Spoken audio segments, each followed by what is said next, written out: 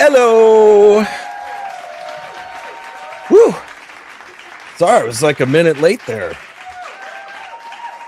I'm so scared of Susan. I had to make sure her dinner was ready right at 5 o'clock when she walks in the door. Otherwise, I'm a waste of a stoner here sitting around all day. You know what I mean? I at least got to produce a meal in time. And I was doing the pasta tonight. That's why I have the pasta shirt on that you use when you're making the pasta or the pizza. And didn't get any sauce on it, luckily, but I did manage to get ready for the show tonight and get her some pasta ready for when she walks in any second. So I'd say that's a win. How's everybody doing tonight?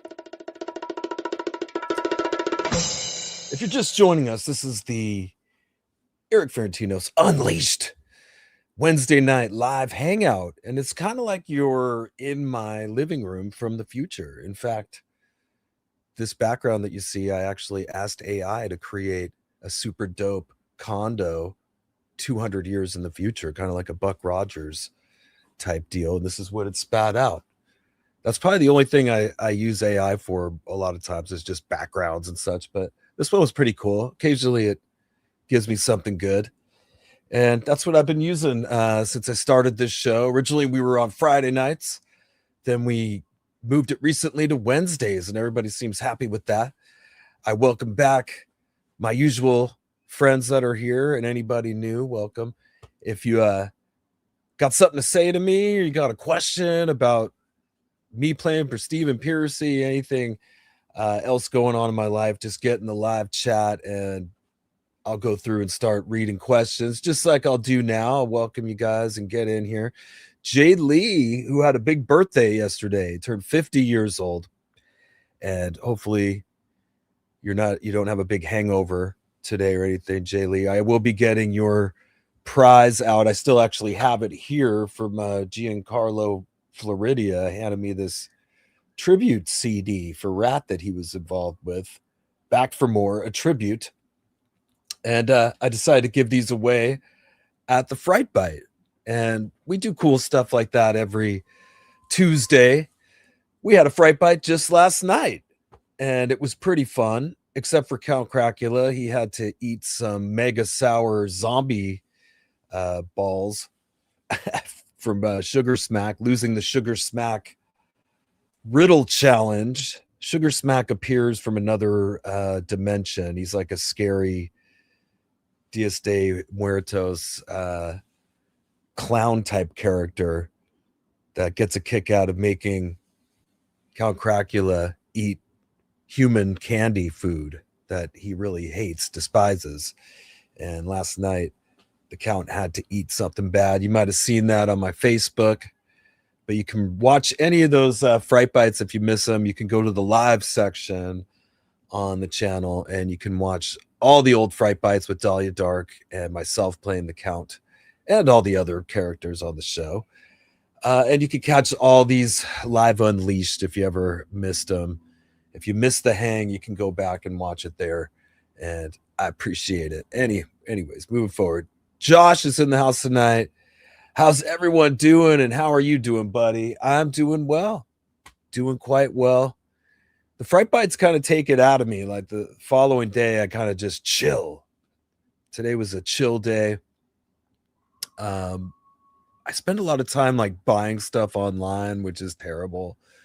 Are you guys like that? I've gotten really bad with eBay because I've gotten addicted to like making lowballing people on eBay when they have like a or best offer attached to their price on an item. Like when it says or best offer, like you're daring me to like come up with a price that's less than what you have, but reasonable, right? I don't do anything too stupid. I don't go, oh, 50 cents. You know, I mean, typically the amount that I'll throw out, which has been accepted every time, like say the item had like a $10 shipping charge, I'll offer at least $10 off of what they're offering on this said item. And they always take that. And there's times I've even offered less. Now, mostly it's been with clothes, clothing.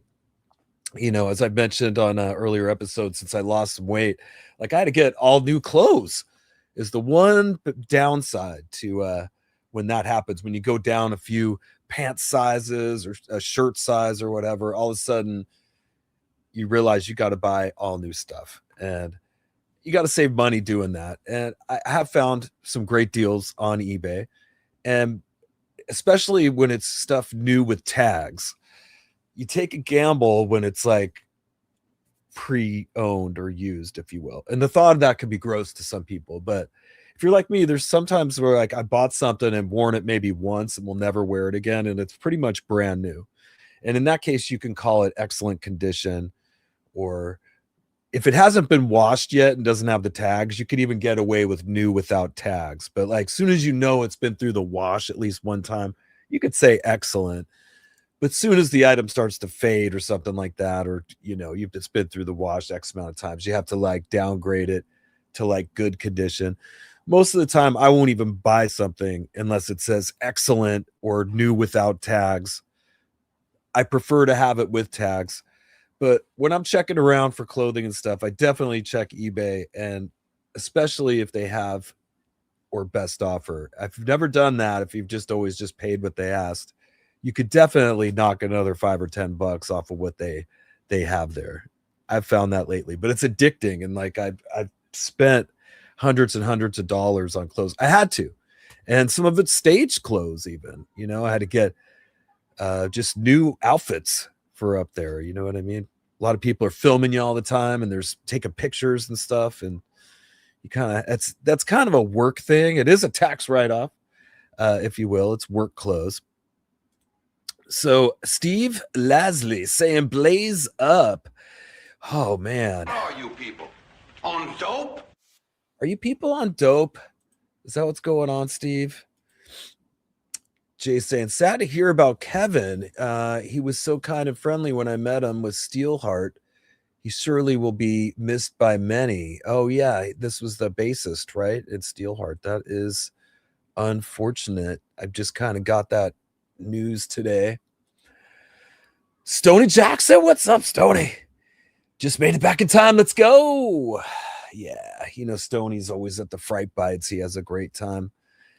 And Fright Bite had its first commercial. I should try to find that, although some people are probably already sick of it. Let me see here. What did I do with that? Let me look at my video files. One sec. How about on the desktop? That's where I put it, I think. Let me see. Oh, I'm taking too much time to do that. That's the footage, the behind the scenes footage. But what did I do with the actual thing? Let me type it in. That'll be faster. Wolf's P. I hate doing this stuff on the fly. Oh, here we go. Boom. Wolf's P. Wolf's P. Wolf's P. Wolf's P. Wolf's P. Wolf's P. Wolf's P. Wolf's P. Wherever fine fragrances are sold.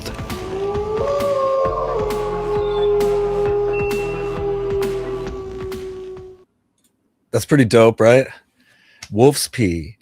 That was Agent Skunk. If you've been following the Fright Bite storyline, Agent Skunk was a operative created in Dr. Von Brainscan's secret government underground laboratory.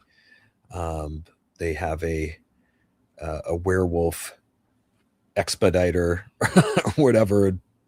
They made this teammate for Dahlia Dark and the Count, so when they go on missions, they could have a agent werewolf to help them. And he got a good response so far. And I've had the idea that I want to start doing that on a comedy level.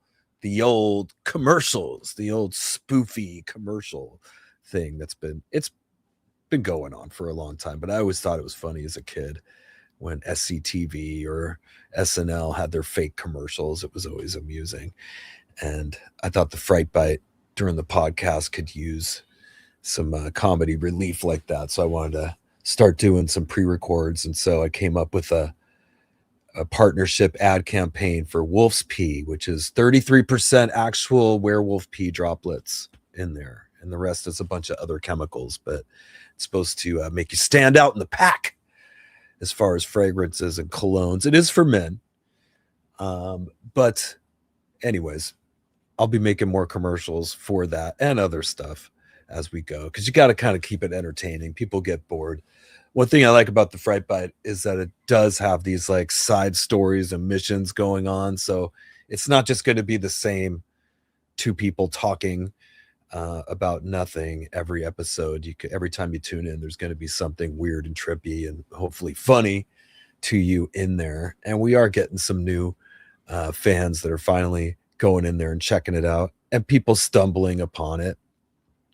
Dotson 200SX. Hey folks, we got Ann Smith in here. Hey Eric. Well, hey Ann. Always happy to have the ladies at the party, you know. Johnny Ponder, hello to all. Hello, sir. Can I get an early DLR scream? Oh, dude, you always can get a DLR scream. DLR screams are always on tap at the Unleashed Hangouts. You saying Godspeed 45 sounds great. Yeah, thank you. That was definitely the heaviest song probably on the record. And it's cool. You know, as musicians, we can express ourselves through our song choices, as anyone can actually.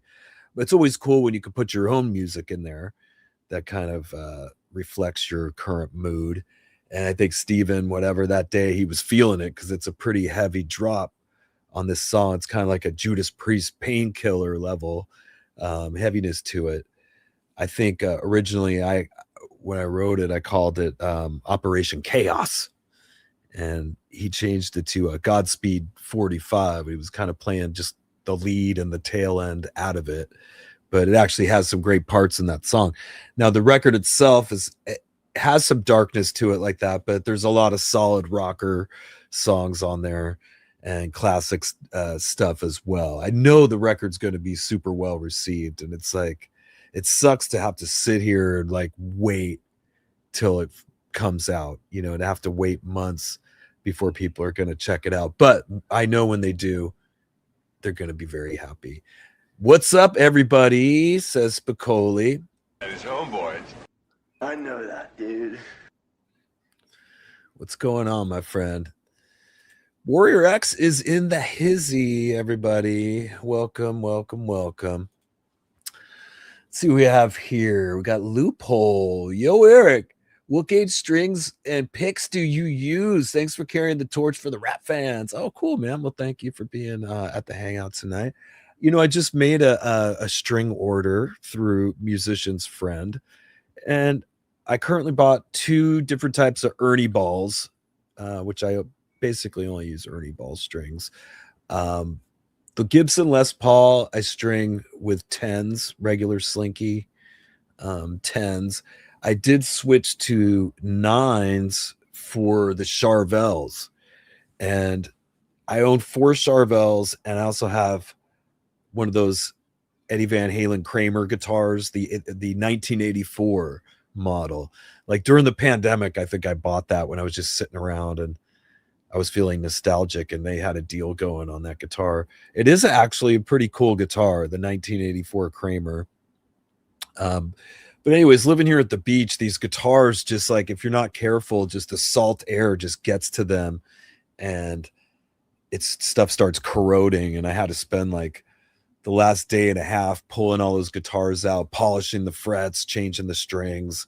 The Charvels, I have the ones that were made in Mexico that came out in the early 2020s. They're just so difficult. Like, I took a break from using those guitars for a while now. Like probably the last year, I've just been taking the old Les Paul, and for a couple reasons.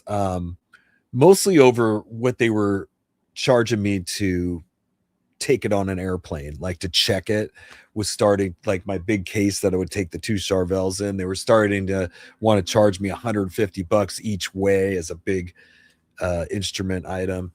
And when you bring it as a carry-on, you can get away with that as just your carry-on. So that simplified that and kept costs down. But also just the pain in the butt that those guitars are. It was starting to drive me crazy, like taking 2 guitars with Floyd Roses and not having a tech, and just sitting in the hotel room for like, I don't know, 5 hours stretching strings and trying to get those things perfect. And it has so many little parts to it, to those Floyd Rose systems, that affect the tuning and everything. Like the locking pads that go on the nut. Like if you take those off and look at the bottom, if you have any indentations from like a string in there, that thing's compromised and you need new ones. Same goes for like the inserts that go on the bridge. Like you have to use an Allen wrench and open the bridge piece up, and these little inserts in there that you loosen so you could put the string in and tighten it up. If those things get stripped, that little insert, it's the same thing. That string will start to slip. And I would say within 5 to 10 string changes, those pads could become compromised. So you have to have like extra amount of those. Like I have a whole like suitcase of ammunition and supplies guitar wise. I got different gauge strings in there. I got all the possible parts for Floyd Rose stuff in there. One reason I'm mentioning this, it's so weird, but they're always back ordered on stuff. I thought it was Guitar Center Musician's Friend that didn't have the Floyd Rose pads that go on the nut part, but it's actually Floyd Rose that's like they're out of those apparently. And that's kind of scary if like that's your main guitar that you have to use, and you have to use it. You need that guitar with the Floyd Rose on it to perform, and you didn't like order early enough, and their back order could be anywhere from like 2 weeks to 2 months. Like that could be a real problem, where with the Les Paul, that's never going to be a problem. Now, there are other places to buy such things. eBay, I was talking about eBay earlier. There's certainly people selling those Floyd Rose type parts on there. And there's some other music stores as well that do. But you have to watch out because eBay also has a lot of knockoff stuff. And it might not be the right size or fit right. It's usually better to get actual Floyd Rose licensed, pieces to go in there. But to answer your question, I know that was pretty long-winded, but it's been 10s forever. But I kind of figured out on the Charvels that those guitars prefer 9s on there, and it's just kind of easier to play faster stuff with 9s on those guitars. I finally accepted it. Now, on the other side of it, Joel Hoekstra, surprisingly, you wouldn't believe this, the guy uses 12s on his guitars. 12s. I checked his guitar out. I guess it's not super, super noticeable because he has it set up, correctly on there. But man, he's a lot bigger dude, bigger hands. That could be a part of it. But it's just interesting what gauges people use. ZZ Top, Billy Gibbons has gone down to like 8s. He's gone way down. Steve Vai uses 9s. I think Eddie Van Halen always used 9s. I remember buying 5150 guitar strings in the 80s. I would have bought anything with his name on it back then when I was 15 years old. But that was a time when I did play different guitar strings. I played GHS Boomers, and they made these 5150 Eddie Van Halen strings that were supposed to be coated in some shit. And they were more expensive than other strings. And I do remember buying those. But for the last like 30 years, it's always been 10s, Ernie balls on all the guitars. And finally, it was actually because when I was playing in North Carolina, the Splon guys came out there and they let me use the Splon that night. And they had it strung up with 9s. And I was like, man, this is so much better and easier to play. And from then on, when I got home, I just started stringing all those Floyd Rose guitars with 9s. And they seem to fall in tune quicker than with 10s. And the playability is just improved for me. Spicoli saw LA Guns at Vegas last weekend, and they rocked. Do you have a gig with them this summer? We just played shows with them. I feel like we play a show with LA Guns at least like 2 or 3 times a year. I'll have to look and see if they're on the bill at one of these next shows. I know I don't play with Piercy till around August 9th. So that'll be the next time you guys also get any road vlogs, but cool. I have the right calendar here. Yeah, I wanted to say on get my thing together here on July 31st, which is a Friday. If you're in Southern California, I'll be playing a show at the Tiki with The Project, which The Project, I'm in like 3 videos of theirs. Death of Me, Hope, 4 videos, Best Days. They're about to release another track as well, another video that's pretty cool. I thought they were going to do it Friday, but anyways, that's the next show I'm playing. And then I think on August, what is it, 7th and 8th, we're doing a Connecticut and Rhode Island with Piercy. It's Ridgefield, Connecticut at the Playhouse, the Ridgefield Playhouse. And then on Saturday the 8th is Bally's Event Center in Lincoln, Rhode Island. That's all I know. I don't know who else is on that bill, but I'm excited for that. I've been playing a lot of guitar, like I said, and trying to figure out what I'm going to do. Like, I see Joel playing these souped up, Charvels, and he had an EVH too. He had the Eddie Van Halen Bumblebee from EVH Company, but both of his guitars were the American versions. I don't know how much better those were. I've been struggling with with those Charvels with the Floyd Rose 1000 on there. It's just not quite good enough to really go nuts. And like I said, any of these little things isn't level or perfect, or the inserts, or there's anything's compromised. I have trouble keeping the thing in tune. I end up having to do a lot of tuning on stage, where the Les Paul, no, but I miss it sometimes. There's certain parts of the show where I'm playing guitar and it would have been nice to hit the whammy on something, to hit that Floyd would be cool. Do some dive bombs or something like a heavy metal type deal. Joel's is doing that stuff, but for me, pretty much all I can do is pick slides. And you could kind of mimic some of that with bends on the guitar, reverse bends, and you could kind of grab the neck of the guitar and mess with some feedback a little bit. Woo! Spicoli wants some DLR. And you shall have it. I'm getting mixed reviews on DLR.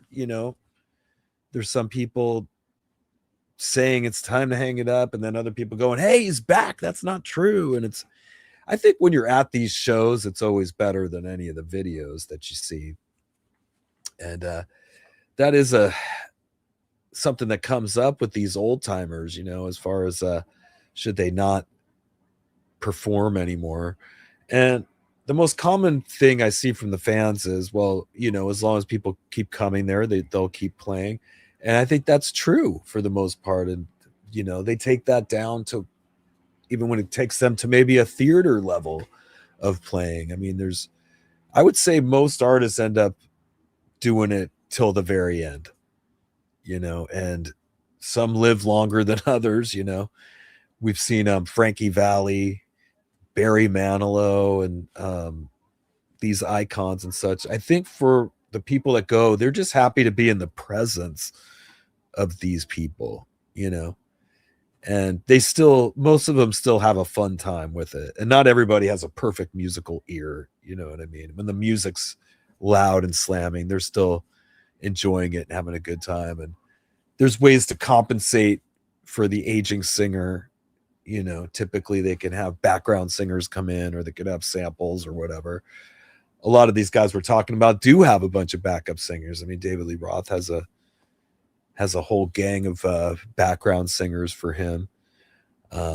Motley has the background tracks. They used to have the Nasty Habits, the 2 female leathered up singers. I always thought that was pretty cool when they had the 2 live female singers with them.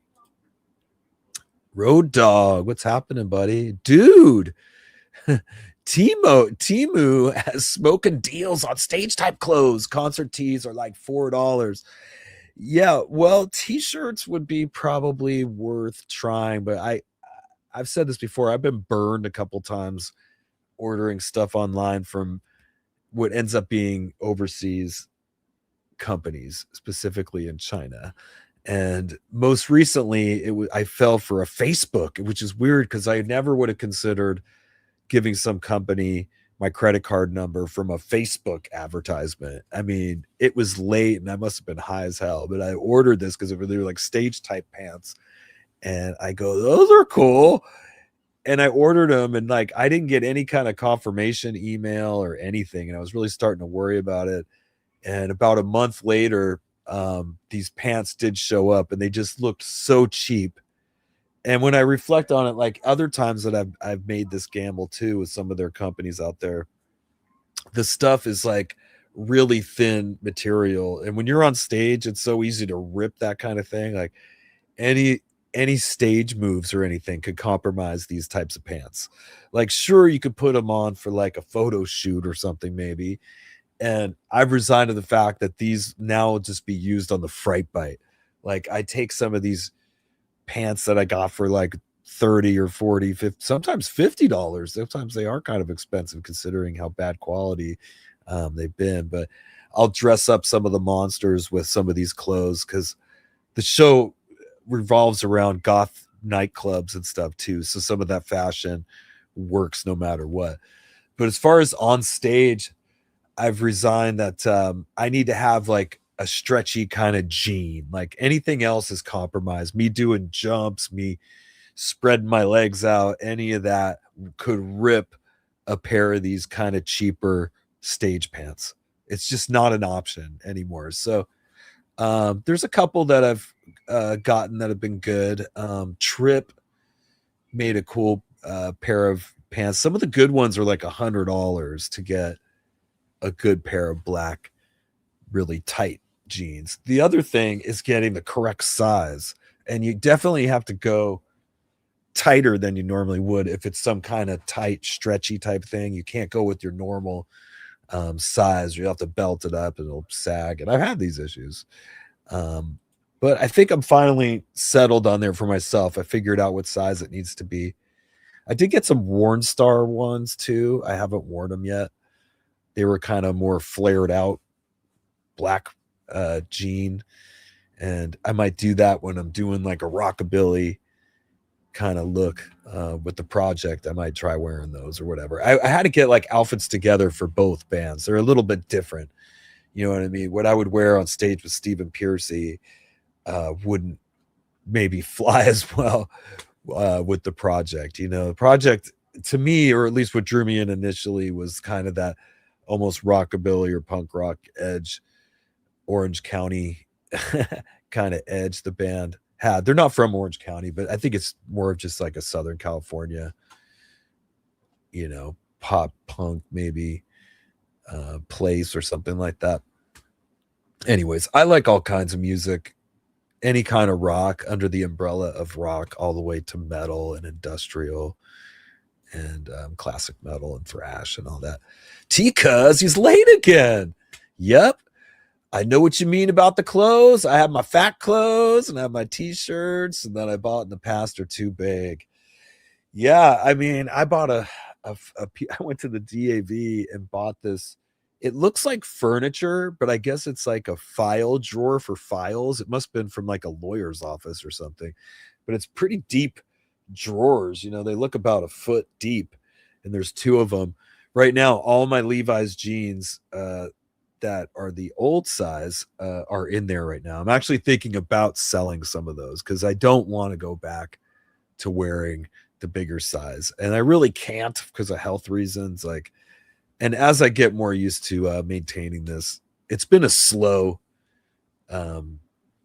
drop of the weight. You know, I didn't like take a shot, or I'm not on drugs to lose the weight where you did this fast loss of it. You know, I did it naturally, just going to the gym, getting on the elliptical machine. I did it like every day for the first couple of months, and that's how I initially lost like the 25 pounds.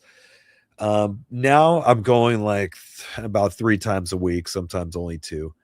But honestly, I got to a point where it's not even, I don't feel like I'm even exerting myself. Like when I initially started doing it, I was sweating so much. I sweated away all those pounds out on that thing for real. I used to have to like wipe down the equipment after. Now it's like, I seriously hardly break a sweat. Like I don't even think I need a towel when I do the entire hour on that thing. It's like the stepper deal or whatever. It's like kind of, you're like pedaling on the thing, not a bike pedal, but kind of a stair stepper, and you got the thing going here. I always go to the same machine. I'm kind of a creature of habit. Um, the other machine they had is too much of a high stepper. He's high stepping over there on the exercise equipment. I don't like going to anything that makes you look too ridiculous when you're doing it. There's people that go on like the regular treadmill. I mean, I guess you could potentially run faster, but then you have to be diligent with your arms, like, right, or whatever you're doing or not doing. I feel like the thing I'm on, at least you're like, it's like a ski thing, and it helps you, like, I don't know, work on the whole deal. You know what I mean? Because I don't have that much time. I could commit to like an hour in there, and I do hit like close to 6 miles, and it's close to 700 calories or something that allegedly I'm burning in there. But Spicoli's on dope, everybody. He wants to make What sure are you people? On dope? you don't have to be on dope to be at the Unleashed. You can have champagne. Let's have us a champagne jam. We do champagne jams here. And Ross. I know that, dude.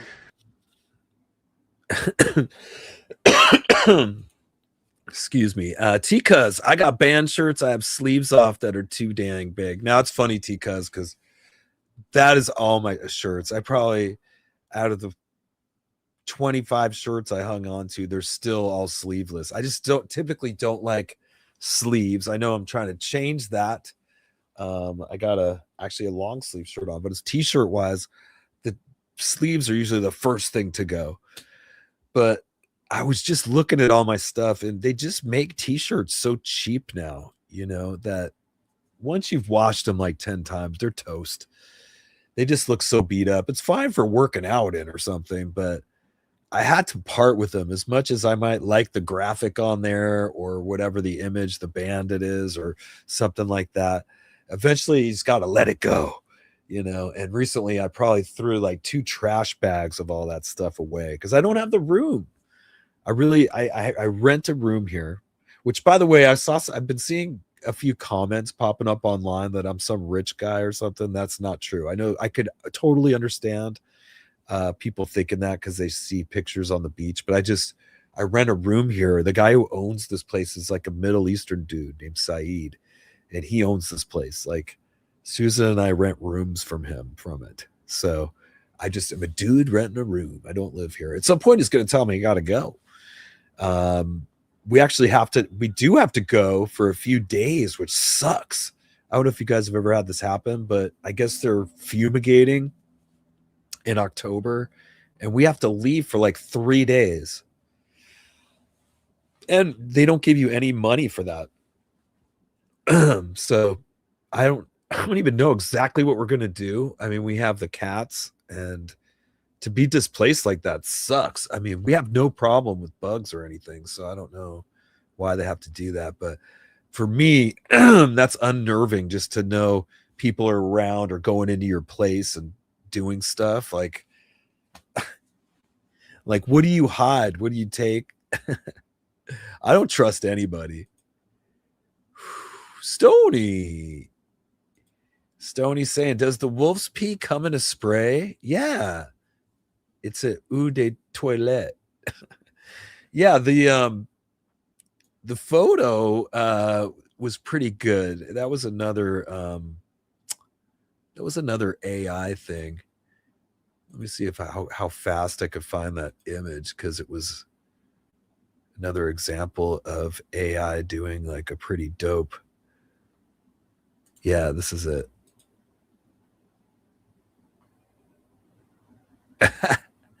I was super impressed with that. I mean, that man, this really does put people out of work, right?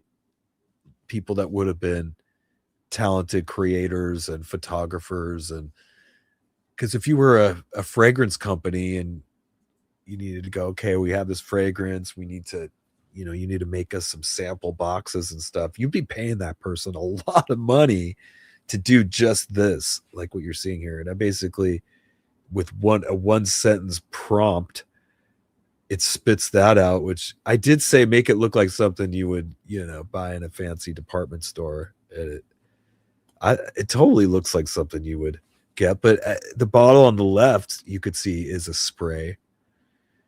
And as I said, it's 33% werewolf pee droplets.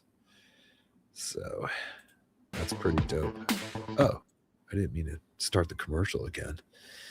Yeah, so Tika's back to the fashion stuff. Man, sometimes you have to grow up too. That's another thing I'm contending with right now is age. You know, there's a point where I think I've reached it where at 53, I feel weird walking around in demonic t-shirts or something, or like really scary monster shirts.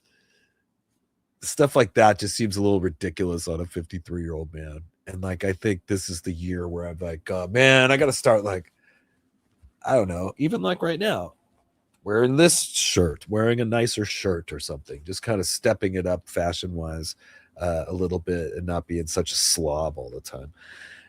But I do walk around and, you know, here at the beach, it is cool. Just walk around in shorts. It doesn't matter what cut off top you have on. Woo, Spicoli says, give me the serums, dude. Fire it up. Yeah. Spicoli, you know, we always got serums on deck. I did not have a serum for the count last night to read Sugar Smack's thoughts. That is a serum that's made from vampire eyeballs. And I know you're like, wait, vampire eyeballs? And it's true. Vampire eyeballs, yo. Vampire eyeballs are a real thing, and they have been gouged out in the name of serums and science in the past. Skojo's here, everybody. He's back in town. He figured he'd jump on in. Well, welcome back, Skojo. We're glad you're here with us tonight. His T-Cousin's I Hate God shirt still fits pretty good. Wish I could attend that upcoming show y'all gonna do. Well, if it's I don't know why you can't do it. If you're anywhere close to it, let me know. I mean, any of the OG Fright Biters could hit me up and I'll probably put you guys on the list somewhere and get a chance to meet you. You know, you guys are here every day. It's like, it's interesting. I feel like I know all you guys, but technically I don't, but I would get a super kick out of meeting you in person.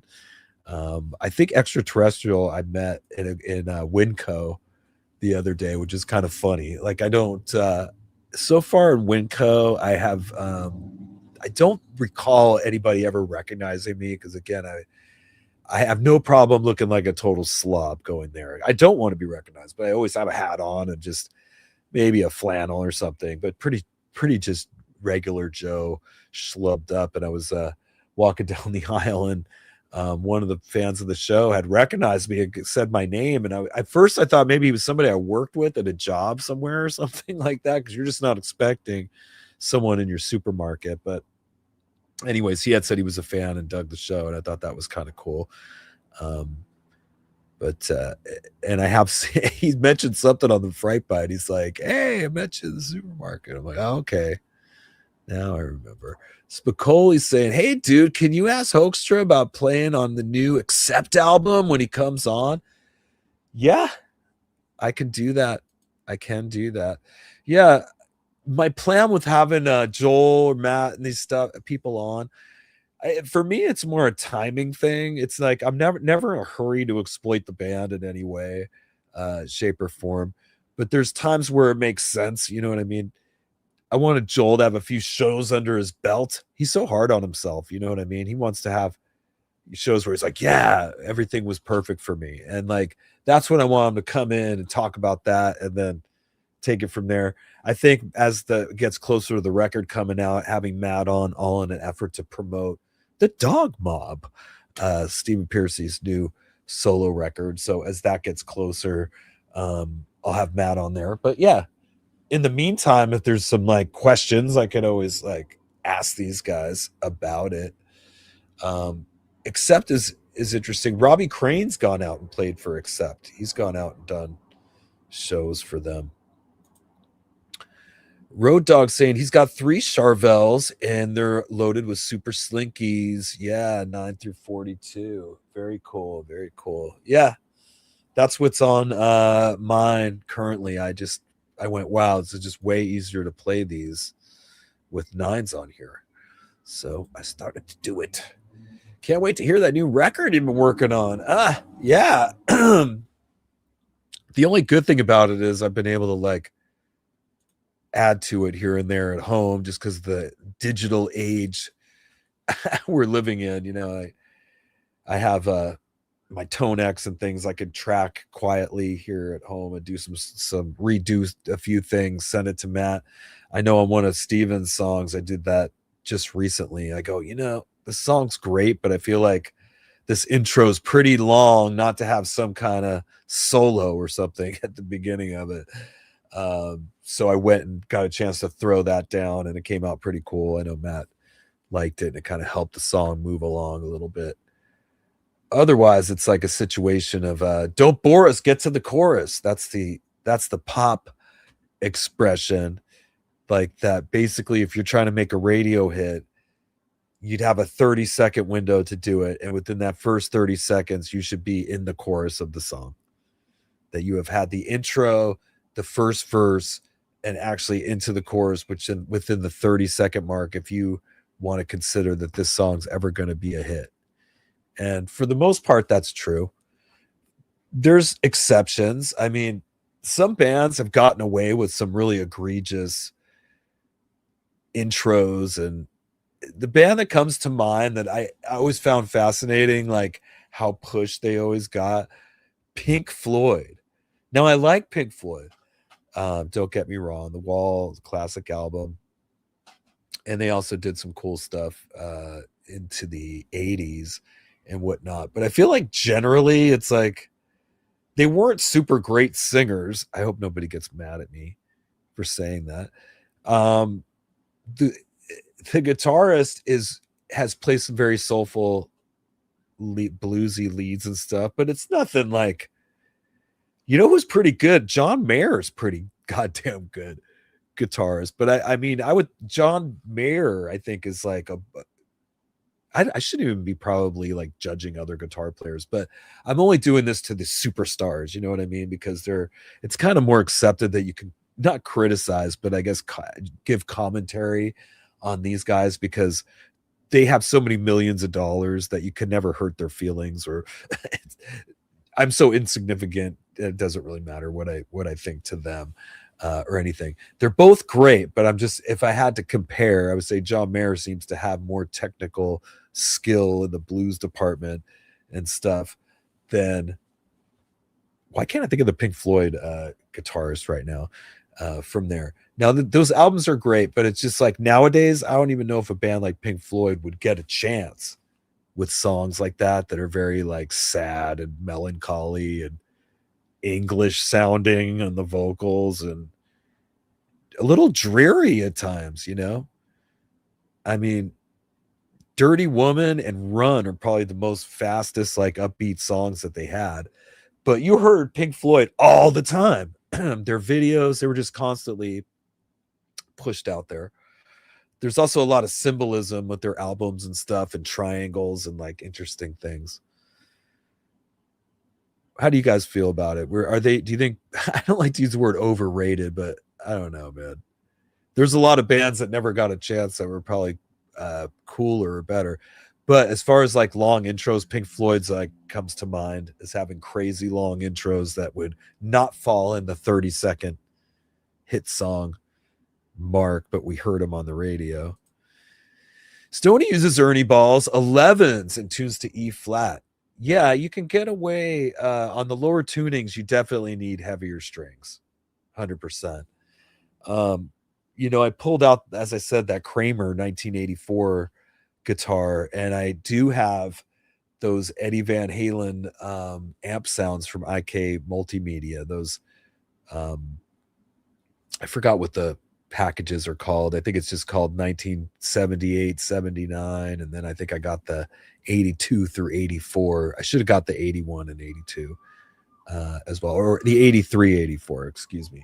But basically, as soon as you like, it has all his amps that the guy that designed this thinks that he broke down that Eddie used the different tones when he layered the records during these time periods. And it's interesting, there's some of them are labeled as like a main guitar one that he uses that's probably higher up in the mix, and that's kind of a cooler one to try out when you're going through them all.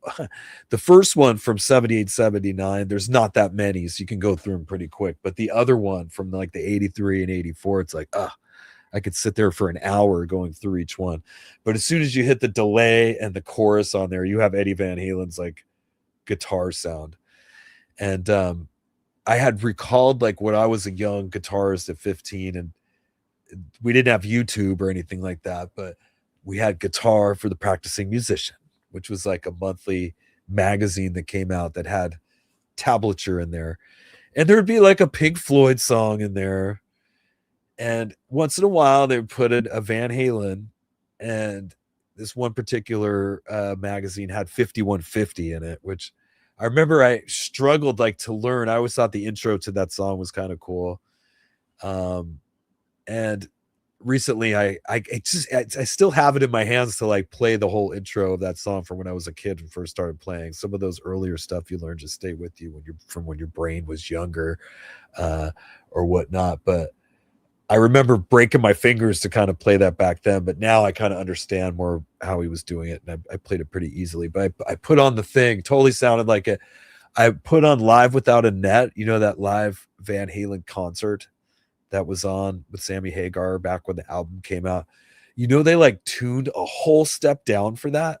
I'm just bringing it up because yesterday was when I was like, I wanted to see if I remembered exactly how it went, and I wanted to put on the song, right? And the first one that came up was the live version from Live Without a Net. And I was surprised that they actually were tuned a whole step down. On the record, it's a half step down on 51, the song 5150 on the record, it's a half step down. But when they played that live, they were a whole step down. And the further down you go, the lighter gauge strings get floppier. So when I played in a hardcore band, we tuned down to A, which was in the band 13A. And that was pretty deep. You got your baritone, B, and then you drop that B down to a D, or excuse me, an A. Excuse me. Take the B down to an A, and then you have that. And it's kind of like playing drop D kind of vibe, but the whole guitar tuned down. And we used to use, that was the one time I used a different company. I used Diodario Chromes, which were these really like smooth wound strings. They're kind of trippy. You can't do pick slides with those. They do last a long time. They're more expensive. But back when we would play to drop A, I guess, we would have to use those thicker strings. Let me see. Road Dogg. All three of his Charvels are made in Mexico. They make the guitars themselves are solid, and they do have the ebony fretboards, which I guess that's a problem. Like ebony takes a long time to grow, and we wasted a lot of it was wasted apparently, like through the 60s till today. They wasted apparently a lot of it. And now it's just not available. Like specifically Gibson, it's hard to, you have to like pay $5,000-$6,000 to get a Gibson that typically has a good piece of ebony on it. They have these studio models that have ebony, but you could see that the quality of it isn't all that great. It's almost like a dyed mahogany, or excuse me, ebony. Something about it's kind of off, like almost fake. It's not like that thick, dark ebony like I have on my Les Paul from 1992, which is a real good piece. Like it's trippy how those certain years are sought after when you go to buy a secondhand guitar or whatever. There's just certain years where they had better quality woods. that they used. I don't really feel comfortable like today just throwing out for one of these newer Gibsons. Like they feel almost like an import quality wise. And I just see things where I'm like, man, that fingerboard looks terrible. Like even on the rosewood stuff, like horrible streaks like going down. I could see where the CEO I guess stepped away from Gibson recently. John Evans, do you have a baritone axe? Hello, thank you for the super chat, John. I appreciate that, sir. I do. I've had a couple different ones through the years. One got stolen. The first one I ever had was a Dan Electro baritone, which was kind of a weird flex for a baritone. It had these lipstick pickups in it, and it wasn't generally made for heavy playing, but it had kind of a chime to it. And when playing like low tuned stuff, it had a little bit more clarity than maybe these EMGs or different pickups that some of these heavier bands would use. Currently, I have this really cheap Squire baritone. I'm trying to think of like what the Spanish name for it was. It was something I bought on a whim. It was probably costing me like less than $200 through a musician's friend. But when you hear the theme for the Fright Bite, that's the guitar that I used for it, which is cool. Like anytime I think that for less than $200, I had an instrument I actually used on a meaningful piece of music or whatever, that's a good example of it. Another would be Welcome to the Jungle was like apparently Slash used some kind of cheap, like a Hondo or something guitar. It wasn't a actual Gibson Les Paul, if you've ever heard that.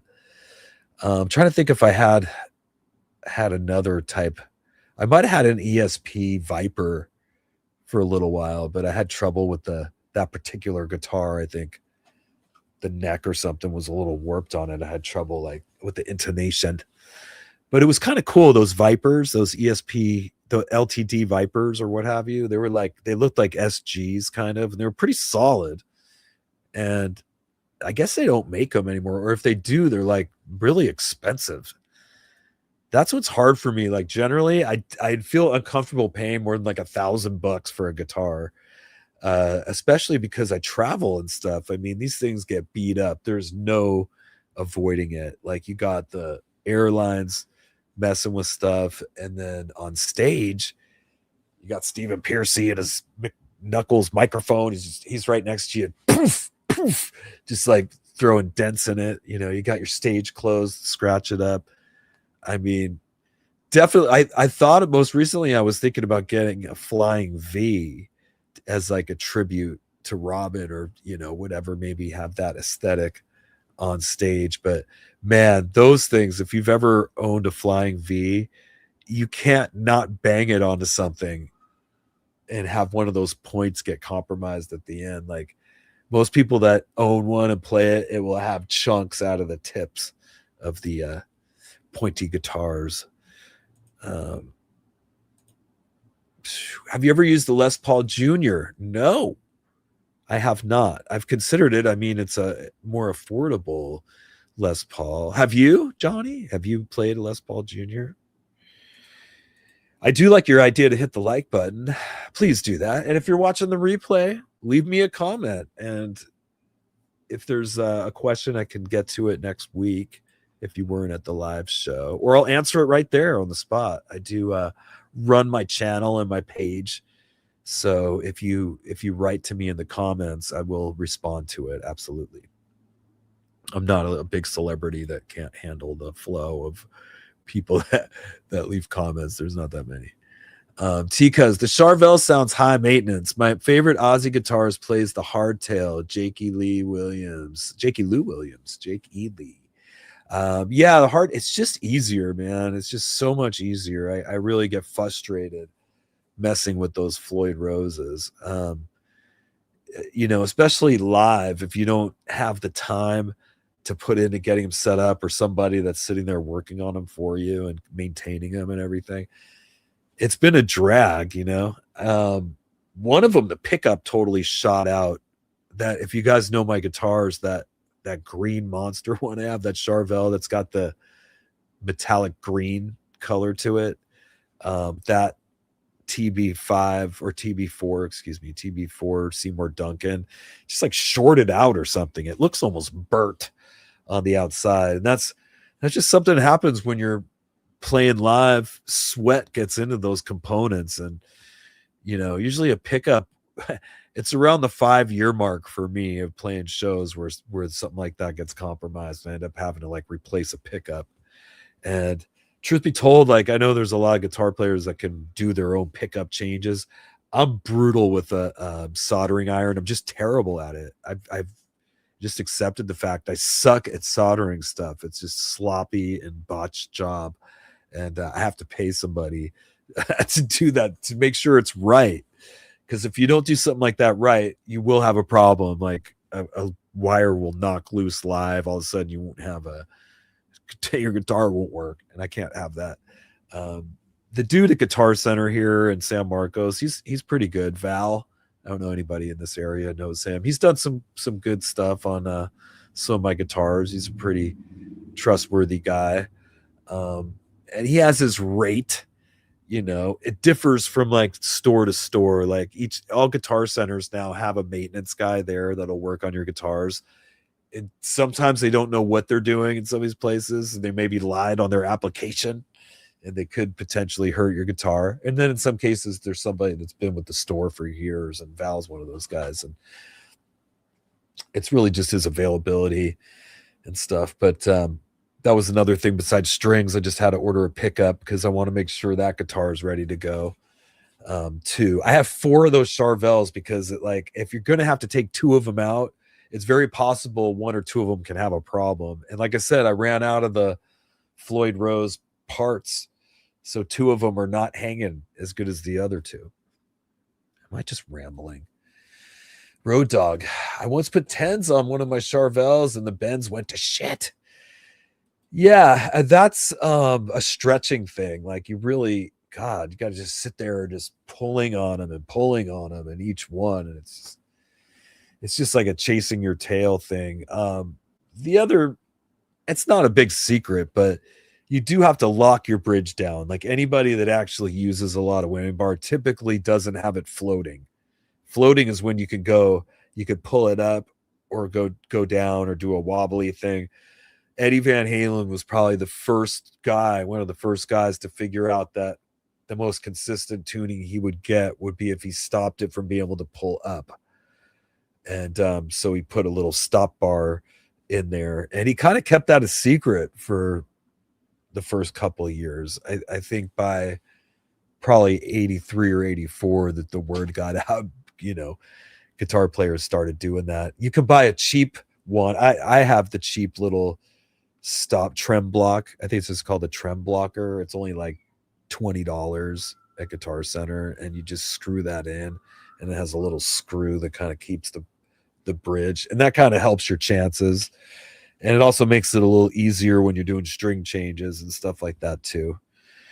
I just also kind of figured out when it comes to those bridges, all that stuff, everything has to be like flat. You just have to look at your guitar from all angles and make sure everything's pretty level on there, and then you'll probably be where it needs to be. But the thing that the nemesis for me are those little pads, because anything that you're wrenching down on with an Allen wrench, you have to get it tight, but within it, like I said, within a few string changes of having to open and close it a few times, the strings will start making indentations in there, and that's why they slip.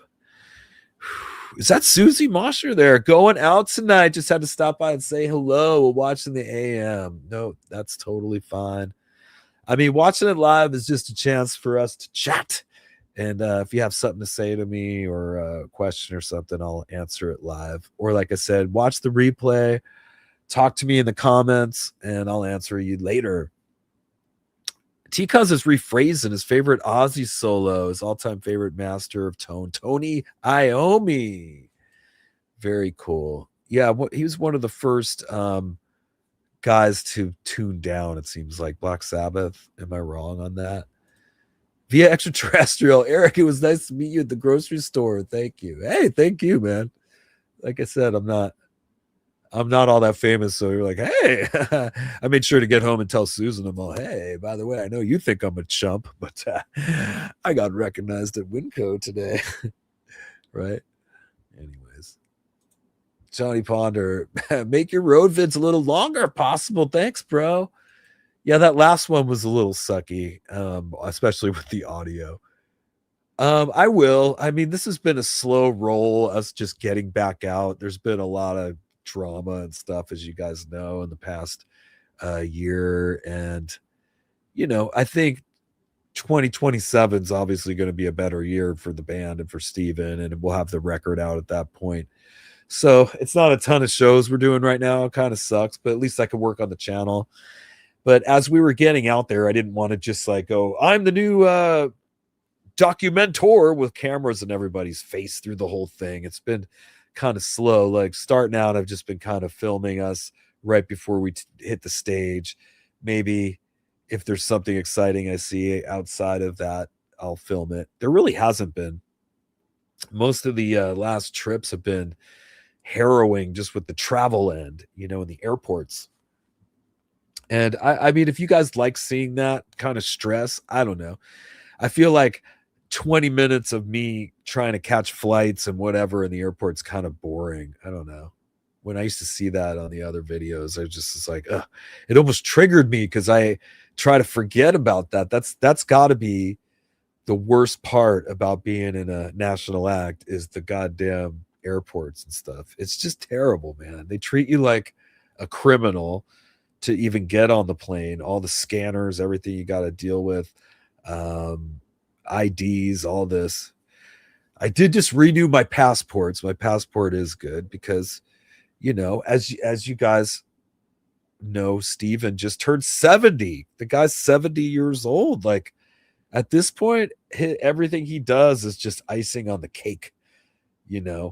Typically most Americans aren't expected to work past 65 or maybe 67 or something like that. But I mean, most people at 70, they want to be on a golf course somewhere at the most, they just want to be, chilling and enjoy the last decade or two with their family and grandkids and stuff like that. You know what I mean? But he's a real road rat, it's his life. He doesn't, when you spend, close to 60 years living a certain life, that's just the only life and I know he gets antsy. I know he really wants to be back out there right now. And he's right now in good health, and I'm super thankful for that. But then, just like I worry about my cat that I love, who my cat Kylie, sometimes I can't help but get dreadful and think about the future when there'll come a day where my cat passes away and I get all sad, thinking about it. And I get like that with any of my family, my immediate family. I think about that with Steven. I go, man, that's going to be the saddest freaking day. And he's older than me, he's like 17 years older than me. So if things run their course naturally, obviously he would pass away first.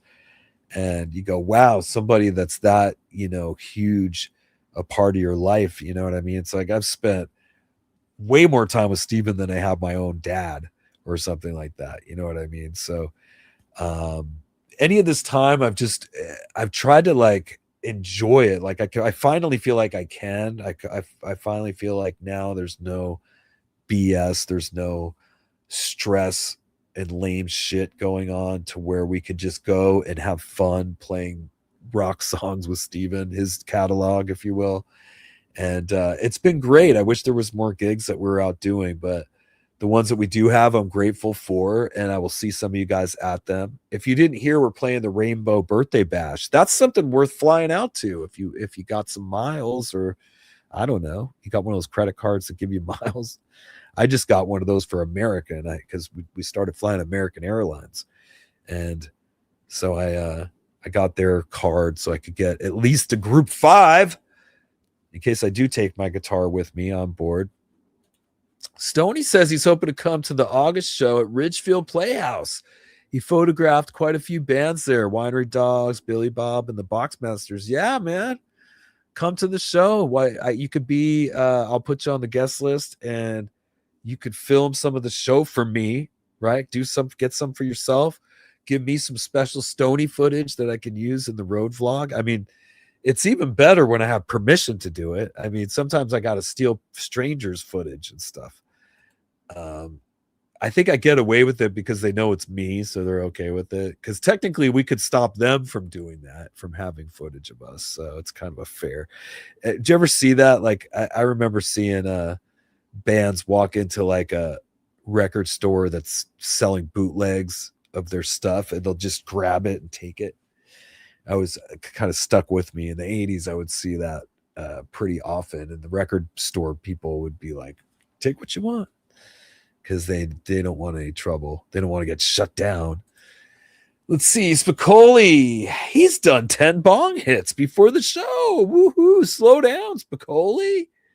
My goodness.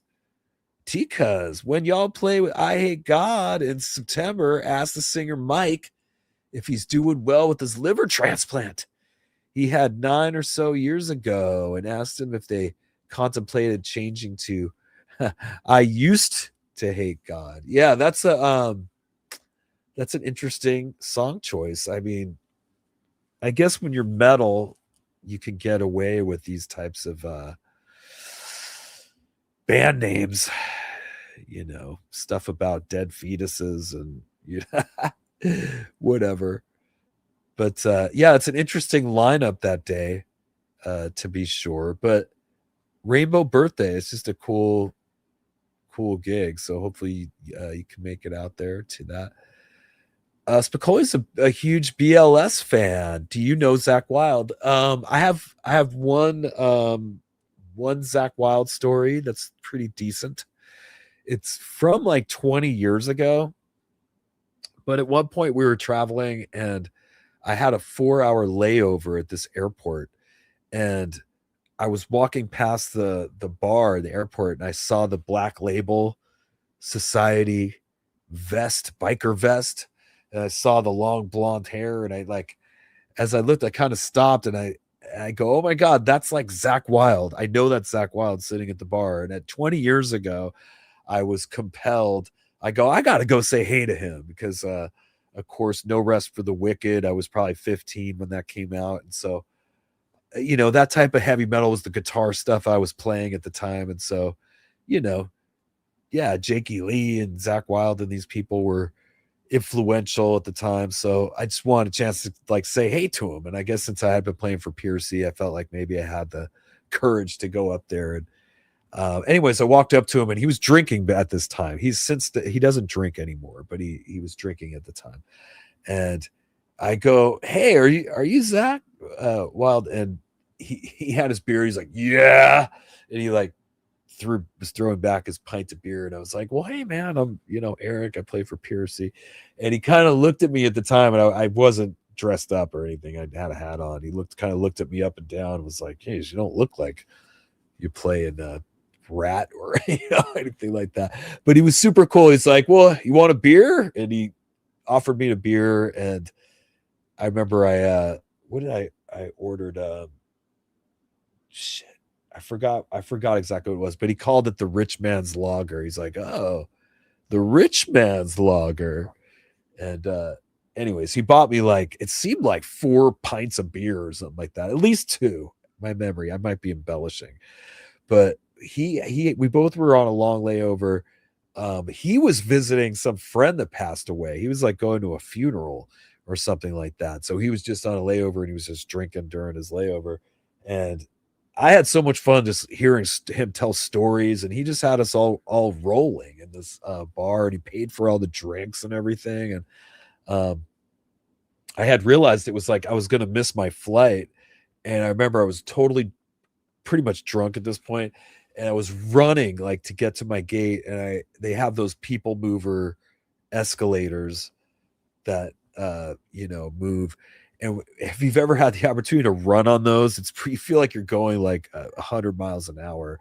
And I was totally laughing as I was running, and it was all dry mouth from being drunk, and had the white shit all in the corners of my mouth. And anyways, I did make the flight, And it was just a cool memory of getting to like sit right next to the guy at a bar stool, like Cheers. It was like Norm from Cheers, but it was Zach Wilde, and it was pretty dope.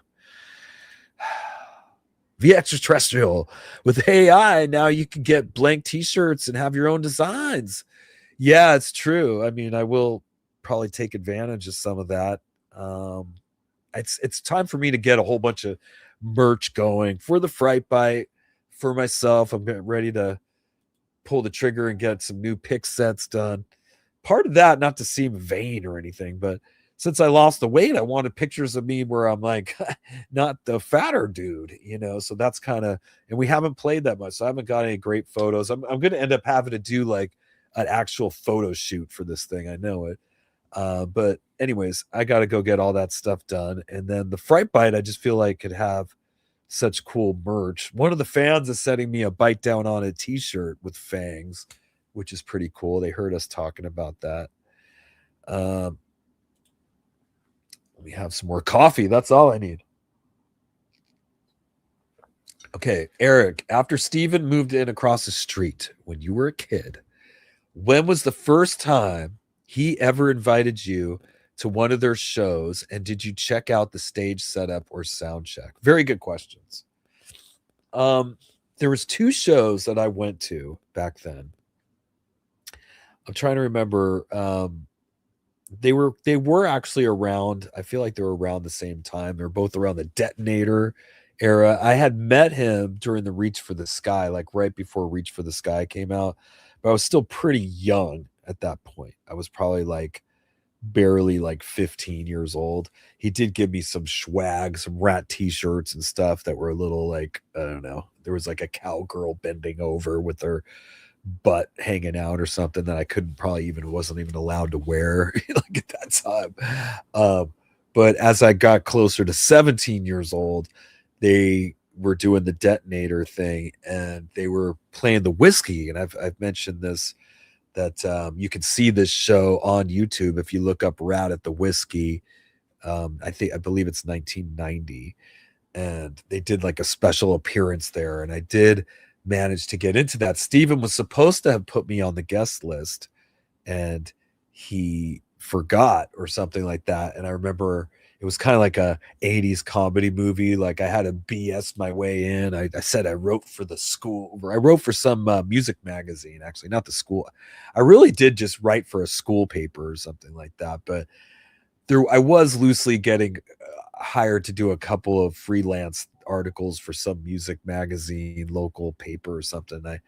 I mentioned something. Little did I know they don't really care about that sort of thing at the Whiskey. You know, they actually probably like having young people around. It was like typically an all age thing. If anything, they just don't let minors like upstairs where the bar is or whatever. But as far as the floor, it's like the Whiskey's always had people under 21 at it. But for me, it was like super sneaky special mission, you know, just to get into the Whiskey to see this show. Because it was obviously Rat was, you know, probably a little past her peak at Detonator, but still a big, huge band, platinum selling band at this point. So obviously the show was sold out. You could only win tickets through KNAC.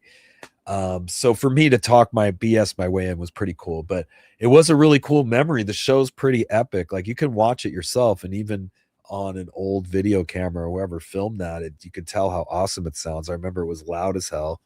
I remember seeing Steven like walking to the Whiskey from outside. I was like, hey, and he seemed kind of like out of it. Like they were partying a lot back then. And he was like, it's like, he wasn't even there. And he didn't even notice me. But I think after the show, if I recall, he invited me to their hotel, and I did get to meet Robin. And I think some people, they were like hanging out at some hotel or something. It might have even been the Hyatt or something. My memory's a little fuzzy on that. The other time was right at the very end of the whole original Rat thing. And that was at Irvine Meadows. It was on the Detonator tour. The opening act was that super group, Contraband. I think LA Guns also was on the bill. It was Irvine Meadows. It was a good time. It was a cool outdoor summer shows. I used to love the summertime outside concerts at Irvine Meadows were always like super cool. And that point, he did have some backstage passes for me. I was probably 18 years old by that point, and I did go back. I didn't get to see a sound check or anything like that, but I mean, the backstage is the same as any backstage that you'd go to today or something like that.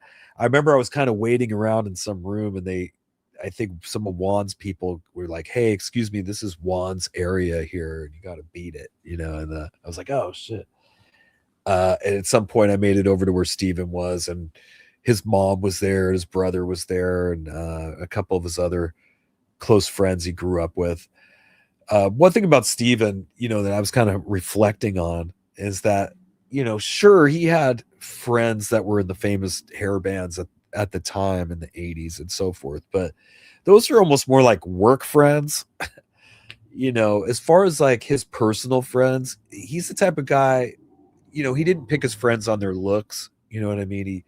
He picked their friends on whether they were a good hang and trustworthy and loyal and things like that. You know what I mean? And looks were definitely not part of it. In fact, he likes weird, cool people. You know what I mean? And that's something I like about him. He's not snobby or whatever that way. And he's held on to his friends for most of his life. Like most of us that he calls friends have known him for like over 40 years, so it's pretty cool. But I was just thinking about how he's more down to earth that way. You know what I mean? He's not like a phony guy with phony celeb friends he's hanging with. Not to say that he's not friends with some of these people loosely, and follows each other. Boy George, surprisingly, right, is somebody who they comment on each other's stuff sometimes or whatever. He has an eclectic 80s famous people that he's friends with, of course, and they'll like each other's stuff. Even people like Fred Durst, who I have actually met too, has come to our gigs. Enjoying a glass of orange juice and French vanilla creamer and ice blend and popcorn watching Unleashed. Sounds good. Did you get all those supplies at Winco? That's what we need to know. I look really high right now, son. Yeah, I might have partied a little bit before the show, but I had to do that before who showed up. Sam Bam is killing it with Godsmack. Yes, everybody in the community. Is that what we call ourselves? But everybody's stoked to see him. He's a player that you never hear bad stuff about. Like, he's just really well-liked guy and very consistent, and has a great tone and a cool look and good attitude on stage. And it's cool when these guys get into a solid gig like that. I mean, Godsmack's definitely one of those classic bands, right, that will be able to, as long as Sully can go out there and perform, they'll be out playing. Although, interestingly, some of the original guys from the band have had enough, right? They do not want to tour as much anymore. It's interesting, but I get it. It's something that I could never fathom, earlier in my career. But as I'm getting into my 50s and you can't think about it. You just really have to take it day by day and such, because the thought of like, gee, am I going to be out there when I'm 70? I might if things went good up until then, but the thought of that doesn't sound very appealing. I don't know if I could deal with the airports. I mean, just this year alone, the canceled flights and the mayhem going on with that is enough to make you quit. And I've seen it before. Wild Mick Brown comes to mind from Docket. Wild Mick Brown. I'm pretty sure, I don't want to misspeak on his behalf, but I think that was like one of the things he was just done with. He just never wants to get on another airplane again or deal with any of that. And I get it. Spicoli, it's 900 here in Vegas. So how and why are you wearing a long sleeve shirt and no shades, bro? I feel bad. I mean, the weather right here on the beach so far has been chilly. I mean, I'm in shorts, but I'll have a hoodie on like for a part of the day. What's really weird about the beach condo here, it's like, obviously you see a lot of shots I post from my back patio and we're right on the Strand, but it's typically overcast for a good part of the day. Like But if I go on the other side, like the back side of our condo towards inland, it's super sunny out. Just a difference of like 500 feet. 500 feet this way, cloudy and overcast. 500 feet back this way, super sunny and sunny San Diego everywhere. But something about the beach here, they call it a marine layer, and I can't help but laugh. We joke around. Our friend Emmy, we'd call her the marine layer because she would date guys from base over here. But there's another marine layer. It's that thick fog that hangs over. Yeah. John Evans, Sugar Smack's a purge type of character. Yeah, there was a dollar store that was in Oceanside that I used to frequent, and they used to, around Halloween they'd start carrying masks for very cheap, and I started buying all these masks back then that were kind of knockoffs of other famous masks. And that's how a lot of those characters were born. Like when I first started doing the Chris Aiken Presents, Sugar Smack, Stoic Steve is another guy that's pretty beloved. Some of you guys love Stoic Steve, and he's kind of evolved to be a katana sword wielding team member of the Fright Bite to go on missions occasionally as well, which you probably will be seeing him again. I got to change it up and keep it interesting. I enjoyed doing the werewolf thing. I went a little nuts with the werewolf costumes. I'm looking to my right over here. I finally did one of those deals where I took like hammer and nails and like I got about 8 monster heads hanging on the wall, which actually looks pretty awesome. It looks like Stephen King's house or something. But you got to take care of those. Those are actually super cool masks that have the moving mouthpieces and everything. I mentioned this, I think, last week, but Dahlia Dark is done like wearing a mask on her. She's way too pretty for that. She's a pretty princess, as you know. I got to give her a pretty princess ring. I know she's here in public. Wasn't she pretty princess? Sexy times. Anyways, she's done with that. It is hard to work with. Any of these masks that I put on to be the villains or the other wolves, even Agent Skunk for that matter, like I almost don't want to film that stuff when I'm home alone because sometimes I feel like I come close to death. The mask that was the hardest to breathe in was the merman. The merman mask is like, I'm looking at it over there. It's that cheap kind of Halloween mask from when you were a kid from like the 70s or whatever. It's just, but this one in particular, like the only breathing holes in it is like 2 little nose holes or something. And the thing's a death trap to wear. And it's kind of funny. Anyways, I might have to like cut some extra holes in that thing. But yeah, I'm worried I'm going to die like filming a bit on here. When we were doing the Merman, Curse of the Merman Fright Bite episode, and I actually had Dahlia's family here, and I had to carry Dahlia to do the shot, like the real Creature from the Black Lagoon original movie poster where the creature's carrying the beautiful woman. And so I had to carry, Dahlia to get this shot and kind of move towards the camera. And I was wearing that merman mask, and man, I almost croaked with that. It was like getting it off. My face was just full of sweat. And I was thinking, like, how the hell did we trick or treat? Like back in the 70s and 80s, how the hell did we put those dangerous ass masks on? I do remember sweating in them, but we just didn't care. Were we just hyped up on candy and we just didn't give a shit? Man, maybe they were a little loose on us because we were kids, but some of these masks I put on for the Fright Bite are deadly. I hope you guys appreciate that. Fright Bite was a fun hang. Yeah, I would classify last night's Fright Bite as just a typical one. I try to have a couple highlights in there, like a little special guest or some kind of Von Brain Scan call, or at least something to hint to something bigger that's going to happen later.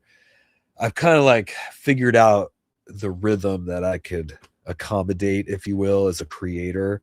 I could agree to do these live hangs every Wednesday. I could mentally do this, and I could agree to doing the Fright Bite every Tuesday, and doing something special for the Fright Bite like twice a month, like maybe at least 1 or 2 missions a month that are special where I actually like took the time to film some extra bits. And then I'm going to start doing funny commercials because I just think that's funny to do. I've always got a kick out of doing spoofy kind of things. I'm glad you guys like the Wolf Pee commercial. All right. I'm getting tired. Let me see. The Steve Lasley, the 3-day fumigation thing would suck, especially with no type of kickback. Yeah. I don't know what the rules are here, but it's like the way Susan and I feel about the guy we rent this beach place from, we don't want to say a goddamn thing to him. We don't want to talk back to the guy. Like we've learned our lesson with like Susan felt compelled to tell the guy, hey, the stucco by the windows like getting moldy and falling apart. And like I think it's good she told him that because that could be bad for us to be breathing and it'll fall apart. Like, but the guy totally did raise our rent. In fact, he raised it 15%. And you're like, what? He can't do that. Yeah. If it's owned by a private person, they can raise it as much as they want to. Like that whole 10% cap, that's for if it's like under a corporation or something like, or some kind of, business company or something like that. Then, but when it's just a private like person renting it out, they could raise the rent as much as they want. Now we were getting an insane deal to begin with, considering where we are. And since COVID, all the prices have skyrocketed rental wise in San Diego. Like it's criminal, really. I mean, they're charging $2,000 for a 1-bedroom apartment and not even a good one. And that's insane. You know what I mean? Apartments are supposed to be for the people that didn't catch the breaks in life and just got a rent, that's like a mortgage payment. I mean, most people up until now that have owned houses, their mortgage on a really nice house in a nice area is less than that. So that's scary, man. That's when you start potentially seeing civil, unrest. I don't want to be over dramatic, but right now, we're paying, Susan and I pay close to that each, right? But we're able to stay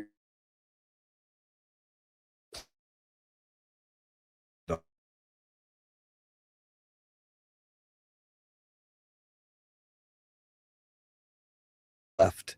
Oh, there I am. Good. I learned not to like panic if I lose my stream.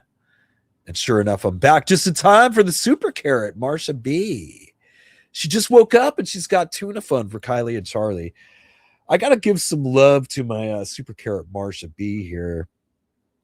Not all of you know Marsha, but I have gotten to know Marsha in the last 2 years, and she has turned out to be a super solid friend. And I don't have that many friends in my life, especially there's nobody here locally. Like I told Susan, I'm like, hey, you got it pretty good. You don't have to worry. Like I'm out with the boys or drinking at the bar or none of that. Like I'm pretty well behaved. I don't go out. I don't have any boys that I'm going out with. I think married guys need that more or whatever. But anyways, I don't have any physical friends that I go hang out with. I'm usually just busy working on shit and I don't have time for that sort of thing. But Marsha and I have become like more online friends, I guess. I have met Marsha. She did come to one of the Piercy shows and I have got to meet her in person, but she's just been like super supportive and she's very aware of like all the hardships that have gone on and especially all the drama, right? With the people that aren't on our team, on Team Piercy anymore, like all that stuff. She's privy to a lot of things too, in that developing friendship. But before I go into that, I just want to say, I'm sure she wouldn't mind me saying this, but as a person, she's a survivor in the sense that we all are kind of survivors once you hit a certain age, right? You get into your 50s, you made it this far, you've been through some shit probably, you know what I mean? But if you can hang on to your sanity and still be funny and cool and a good person, kudos to any of you that are capable of that. But she's a mom. She's raised a great son.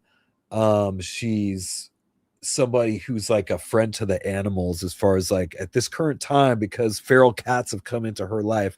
She probably has 10 cats right now that she's caring for, and is having trouble even adopting them out because she feels like she's a mother to all these. But I guess I'm painting the picture of a very compassionate and loyal, good person, and a real person, right? Who's like uses her real name typically on social media and these things. And when you're friends with somebody or somebody that you care about, you see somebody saying bad things about them online or something like that, you feel like a need to defend them. Like I kind of get that way too. I can take people saying things about me, but when I see them come after my friends or bandmates or something like that, that's when I'll finally go, that's it, and get in and strike. And there's been times where I could see it because we're friends on social media, where Marsha's chimed in on some posts and gotten a lot of flack over it.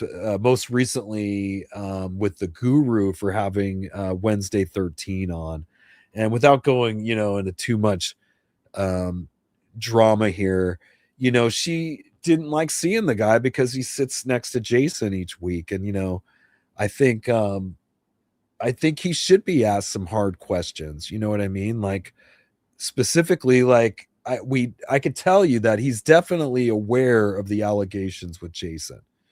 He's definitely aware of them. In fact, these allegations are made from his fans, his Wednesday 13 fans that have made these terrible allegations, and they have chat rooms and stuff. And these are the chat rooms that Jason preyed on, and would groom these minors and stuff through, because that's a lot of his Wednesday's fan base, are these kind of young teenage hot topic people. And recently he's gone on. Now this whole thing is kind of complex because people like Stevie Rochelle have done great things for podcasters, Jason being one of them. I would say Stevie put Jason on the map by vouching for him, and he's watched Jason grow his channel over the last years. And most recently he's with the Guru. He's vouched for the Guru and helped him grow his channel as well. Now the only difference between those two guys is once Stevie started showing some love to the Guru, Jason totally flipped out because he's a narcissist and a prick. And I remember he gave Stevie a hard time over that. Stevie's like, hey, I gave you the spotlight, and now I'm giving my friend the spotlight, and I will do that for whomever I deem deserves it, and kind of had to put him in his place a little bit. And in a way, if anybody, not that they really asked, but what I think about Wednesday going on there, I understand it because I know that the history with Stevie Rochelle and Wednesday go back to apparently Wednesday's teen years or something like that. And so they've known each other for a very long time. In fact, Stevie introduced Jason, Wednesday to Jason on there. Now where it gets interesting is the Guru. I don't want to call the guy a victim, you know what I mean? But definitely he's somebody that Jason was outspoken about hating online, and criticized and threw a lot of mud at these things. And I mean, I think it ticked Stevie off a little bit, but that's nothing new. I mean, he was doing lots of things like that. He was bashing anyone that didn't have pretty long hair. Jason loved to bash. And when it came to bald people, we know Stevie has a shaved head or whatever, the Guru, right? Billy Corgan, these people, like he was insulting a lot of people in our circle and our life and people that we were working with. And basically that's just a bad representation of our band. So just even something like that could get you booted from the team. But as far as like Wednesday coming on, honestly, I laughed because I'm like, wow, Jason must be losing his mind that his MK Ultra controlled rock puppet Wednesday 13 is going on this other show. He's probably totally pissed off about it. So I kind of laughed it off in that regard. But I know Marsha was upset, and she had made a couple comments. Now, where am I going with this? Well, there's a couple people that have like attacked her in there, and that does like upset me. That's why I'm even talking about this right now. But it seems like a little bit of time's gone by since I outed this dude, and he's starting to kind of slip back in. He's played it cool and not like really talked any shit. And the guy who he owes most of it to is Wednesday, because he's gone on his show and basically been there holding his hand through this whole thing and helping him build back an audience, which is mostly, I would imagine, Wednesday's audience. And the question I feel like people should be asking Wednesday is, are you calling these girls liars? Are you calling these girls liars? We want to hear it. We want to hear why you're not holding your best friend accountable for his assault on a minor, or his solicitations, multi-state solicitations. There's a small group of like accounts that don't have names like Marsha does. You know what I mean? They typically have some kind of, whatever pseudonym, on there. And they attack Marsha and say they sexually harass her in particular, which I find interesting and ironic. And they accuse her of dating me, or they say lewd things about her and I, which we are just friends on there. But I appreciate her so much, and I know what she's doing. I don't tell her to go do those things, but I know that she's compelled because she's like been a kind of a part of all this through the last year, and knows what a scumbag Jason is, and she's upset. And I think more people should be upset and specifically be asking those hard questions to Wednesday. Why are you supporting this guy that's hurt people that are your fans, young teenage girls that, let's face it, aren't, their minds aren't even fully developed yet, and they're contending with a 50-year-old monster like that's grooming them and, getting sloppy in the fact of actually assaulting one of them. And the people that think, well, it's not true because if it was true, he'd be in jail already. We're talking about Jason. That you have to understand that these investigations go on for a while. And if it's somebody that's even halfway has some notoriety or something, they're probably being really careful about that. But also that it's multi-state. I mean, he's been doing this with girls in different states. You know what I mean? So once that starts happening, it gets way more complex. So this isn't something that gets wrapped up right away. And when you think about other people, like I was reflecting on people like friends of Jason's that have gone to prison, like Ron Jeremy, a very close friend of Jason's. And Ron Jeremy, as we all know, is a famous porno star from the 70s and the 80s. And I've met Ron, and you can't help but feel a little starstruck sometimes, meeting somebody that you're like, whoa, hey. But as it turned out, he was a creep. And he was assaulting women. And God, he's a guy that, like, when they finally did take him down, there was like lots of girls that were raped apparently by him, enough that finally they were able to put this famous guy away. So it's not like one phone call and whatever, but it's a wrap. But I mean, definitely he's on the radar, and I'm not part of that whole thing. I don't know how investigations work. I'd be really worried if I was him. Another thing, as far as people maybe blowing it off like it's not true or something, the first thing that he did was get rid of his Instagram, because that's what he was using to groom these girls. And he was using what he thought was a disappearing text, which I guess is apparently available on Instagram.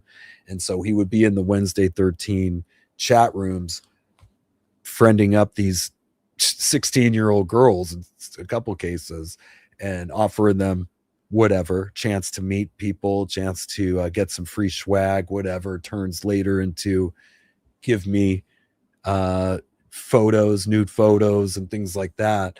And when you consider him having such things, it could be very bad for you, right? But more importantly, whether you're Stevie or the Guru or anybody who has a teenage daughter, which I think these guys do, I mean, can you imagine going into your 16-year-old daughter's room and kind of finding her phone and kind of possibly going through it, and you see this creeps on there threatening her that if she was to tell anybody about what happened, that he'll expose her photos, or he'll shame her in some way, or these sort of like evil things. I mean, you would probably go after him. I would. I mean, I don't have kids, so I mean, I couldn't even imagine. You know what I mean? And this has happened. So it is weird for me that like people that excuse it, but at the same time, I also understand that, especially like people my age, and then guys like even a little older, those of us that grew up in the 80s, there was a lot of misogynistic stuff happening. It's crazy how bad it was. Like when I look on Tubi now and I watch old stuff, I see how we were just programmed to really disrespect women, you know, in a lot of ways. But specifically in music, like glam hair music and stuff, they would always be talking about driving around the high schools and talking about young girls and these things, and underage girls and jailbait and these things. AC/DC wrote songs about it, right? That was like a whole thing for probably 20 plus years or 25 years. It was reflected in the song lyrics, and that stuff programs people. You know, I know Stevie, when he was a young guy and tough, you know, he was at the height of that as a young dude coming out. Poison, these bands being huge. You're desensitized to the notion of a 16-year-old or a 17-year-old right away, somebody who's capable of menstruating and having a baby or whatever. But you could get lost in that, and you could have arguments of like at what age that's gets even more and more inappropriate as it goes. I don't want to set the exact age it is. I would say like after 10 years or so, it starts getting super creepy. Obviously you could make a point that, hey, it's illegal if a 18-year-old hooks up with a 17-year-old, and you can get specifically, but that's ridiculous. They're still both kids under 21. It's, you know what I'm saying? It's like more expected or whatever. A lot of times women are more advanced than guys. You know what I mean? There's women that are the difference between a 17-year-old woman and a 17-year-old guy could be pretty stark. You know, there's some younger women that look way older than they are. But I'll tell you that these women do not look older than they are. Okay. They look very fucking young. And it's disturbing, I think, just because I know that he was using his transportation with us, his traveling with us, and his connections with us to make some of these moves.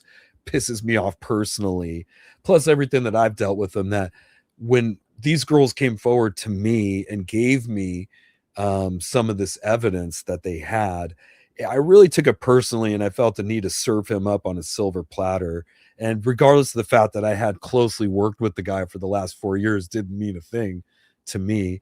But for those guys, it might be different. I don't want to speak on Stevie's behalf, but again, I know that he's known Wednesday for a really long time. This is probably really awkward. I think Jason's managed to ruin a lot of people's lives.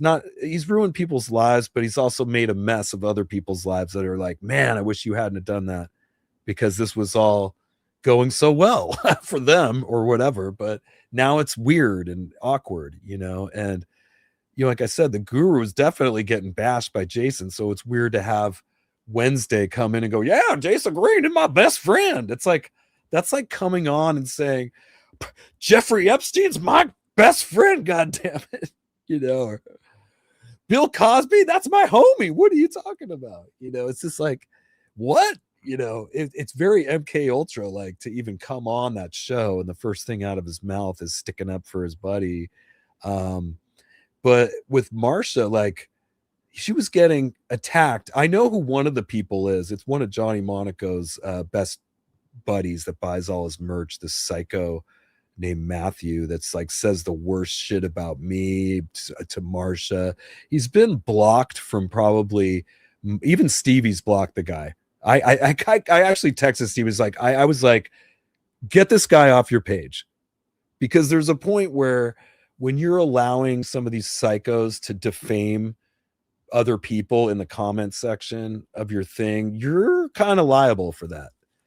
I mean, unfortunately, the guru, when he posted something about Jason, actually at one point, he was like, what's up with Jason Green attacking me or whatever? That Matthew guy was in there saying a lot of made up stuff about me, defamatory stuff, of course, attacking me, my looks and everything like that too. But I actually reached out to him. I was like, dude, you got to erase this. This guy's been, you know, attacking me everywhere for a couple of years now. You got to get him off your thing. And he did not remove those comments. And I was actually offended by that. But anybody on social media, you have to kind of monitor comments and stuff like that, and especially ridiculously hateful ones or sexually harassing comments and stuff like the ones I'm seeing. I have to defend Marsha. Like my intent was not to really talk about those guys or give them attention. But when I see what's happening here, like they're low key trying to prop those guys back up. You know what I mean? And I just don't like it.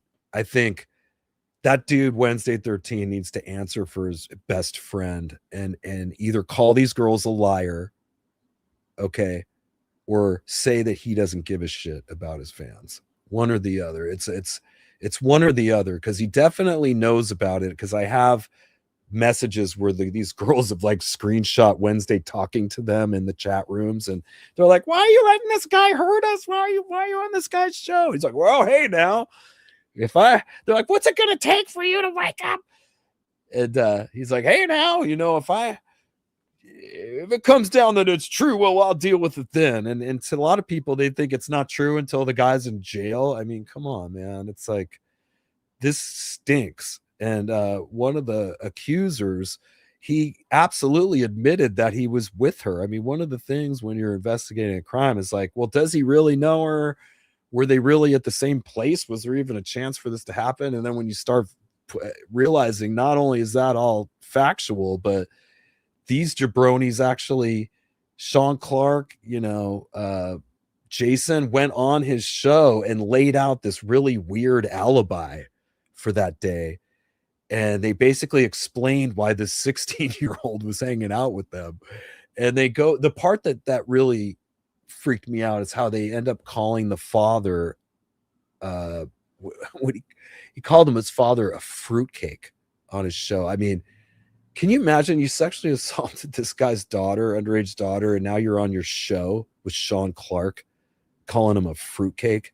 I mean, plus just giving that evidence up to the authorities, like literally putting yourself up there. He's Brent Muscat referred to Jason as being smart. He's very stupid. I mean, he continually shows how stupid he is. Even with the videos that he's had a little success with now, where he's not put his face in it. God damn it. You don't want to do that. He doesn't put his name, but he's like gone into graveyards and places where it's pretty taboo to be filming stuff. And he's going in and he's had a couple videos do okay on there. Certainly not anywhere near the grift that this guy was pulling off with our band, to the tune of stealing $5 to $10 grand a month, probably. Like, these videos, even if you have a video that does 30,000, I mean, let's say a guy made $600 off it, ain't gonna pay the rent. You know what I mean? But I don't know. I don't like seeing people get memory hold, and I don't like these people that are commenting on these guys' behalf, their buddies or whatever, that don't have their real names there, that are attacking my friends like Marsha and saying, I don't care about these social media allegations or whatever. If it was true, he'd be in jail. Well, let me tell you, if it wasn't true, how come I didn't get sued? Like, that same goofy logic that some of these people are using, I can use that same logic. If my allegations weren't true, wouldn't you think, with the damage that I personally caused him, him having to delete 200 videos, that, like, there's like making someone have to make a public apology, and then there's making someone take a gun and put it in their mouth and pull the trigger. Okay, that's what I did to him. And so much more, because when these other allegations came out, I heard enough. I've talked with these victims personally. They've sent me the evidence. I have it. Now, are you like, well, how come you're not posting up? Because they were 16 years old. They're 18 now, but I mean, they're 16 years old. Why do I need to post their stuff up? I have it. I have it just for that reason, because if he was to ever sue me, I have it all. He doesn't want that. He doesn't want I don't know what you guys think as far as like Ratt fans go, or people that might watch this show, do you think there's anyone that has family with law enforcement in Glendale, Arizona? Do you think anybody there would be interested in this? Do you think maybe if these people are gonna, Jason's people are gonna attack my friends like Marsha, or say things about me that I was lying, or start going back into the shaming my show, that I'm not gonna pressure the police department to look into it more? Because I will. I'm not a public figure by any stretch. I mean, a guy with 2,000 subs isn't a public figure. But I did make sure, after everything Jason did to me, that I made sure I had a platform that I could come on every week and speak my mind to it. He can't do a thing about it. I mean, as long as I'm not like taking video from his show or whatever, which he went over after the lawyer guy for that. He had used something from Jason's show, and he will actually actively go after you. I would love to show you guys a whole montage of all the stupid shit he said on his show over the years, but he would definitely attack my YouTube channel for that and try to get me a strike or whatever. But this is a free country. I can talk about him all day long, every Wednesday, in fact, if that's what it takes. I'd like to move on from it, but I mean, did I think it was a little too soon to have Wednesday come on there? Probably, but who cares? That's my opinion. Those guys are going to do what they're going to do. Part of me thinks that maybe the guru got a kick out of it too. That is a good way to stick it to Jason, to have that guy on there, and it also makes it less of a exclusive thing. Wednesday's my bitch. I have him on here every week, right? Well, he's like probably not selling as much merch anymore since these allegations came out. It's probably a lot of bullshit. He's got a tour, a new record out. He's probably like, shit, man. Anyways, I'm gonna go over here to that guy you were bashing for the last year and a half. I'm gonna go on his show and promote. I mean, he's probably stewing. I think it's hilarious. But this girl right here, dude, don't fuck with her. Don't fuck with this girl, Marsha. Okay, we got some more super chats I'm going to get to. Yo, The Project. What's your take on the Motley and Bon Jovi vocal? Everyone's talking it up, or let's let it ride. Well, thank you so much. I did pump our show at the end of the month. I'll pump it again. Anybody who wants to hang out with James Davis, Dennis Hill, me, of course, the 31st, Friday, Tiki, be there. We're playing. We need our friends at this thing. Come hang out with us. What is my take, to get to it? I think, Vince has been through a lot this past year. He had a stroke, and he's another guy like Steven, where this is his life. You know what I mean? He doesn't know really anything different. He's also somebody that probably gets antsy. It doesn't like to sit at home thinking about shit. He just wants to stay busy playing, doing this Motley shows, solo shows. And as long as he can walk out on stage, he'll probably play those shows. You know what I mean? As long as he's on his feet, he's probably going to do it. And that's his prerogative. I mean, when you're delivering not as good shows, you're probably not going to get as big shows. You're probably not going to sell as many tickets. Your venues will start shrinking. You know what I mean? And that happens to everybody, it seems like, at some point. It used to be like people had their big heyday, and then eventually they end up in a Vegas residency somewhere, right? Playing more of like a theaters, or they're just that they get to that. If they survive it, they get to that nostalgic level where they would get a gig like that. They would play multiple nights somewhere in a place like Las Vegas or something. And it would be for the super fans that just grew up their whole lives with that person. And they're just celebrating, like, it's almost like going to see a cover band, but better, because it's actually the guy, and just like cover bands, sometimes they're good, sometimes they're not so good. But if you're there with the right mindset, you can have fun with it. I know John Bon Jovi, another guy apparently who's struggled, and I certainly have had videos sent to me where like, dude, listen to this, and it's like, oh man, that's got to be tough. Some of these artists get my sympathy just based on some of these hits that they've had, that the song itself back in that particular time in the 80s when they recorded them, they were pushing themselves to such a high limit of vocal range. It seemed like as soon as bands like Journey started making it big, that became a more and more thing. And it happened in metal too, like with Queensryche and Priest and these bands, Fate's Warning, that were taking Iron Maiden, even, you know, to some degree, taking vocally things up to a crazy level, and there was just a pressure to do the same. And if you ended up having a hit and it's something like Living on a Prayer that just has this insane, like even in the studio, if I recall the studio legend of it, he didn't sing that modulation at the end anyway. They did studio magic to like to get to that I just did it, I don't know how, but anyways, as far as him hitting that final note, that was a studio trick. And if you didn't catch the show earlier, I was talking about Van Halen and 5150 and Live Without a Net, and because I was just double checking on a guitar part, I happened to throw that on, and Sammy Hagar, who always was renowned for having an amazingly high voice, even on the 5150 tour, they were tuning down past where it was on the record. I mean, they were a half step down on 5150.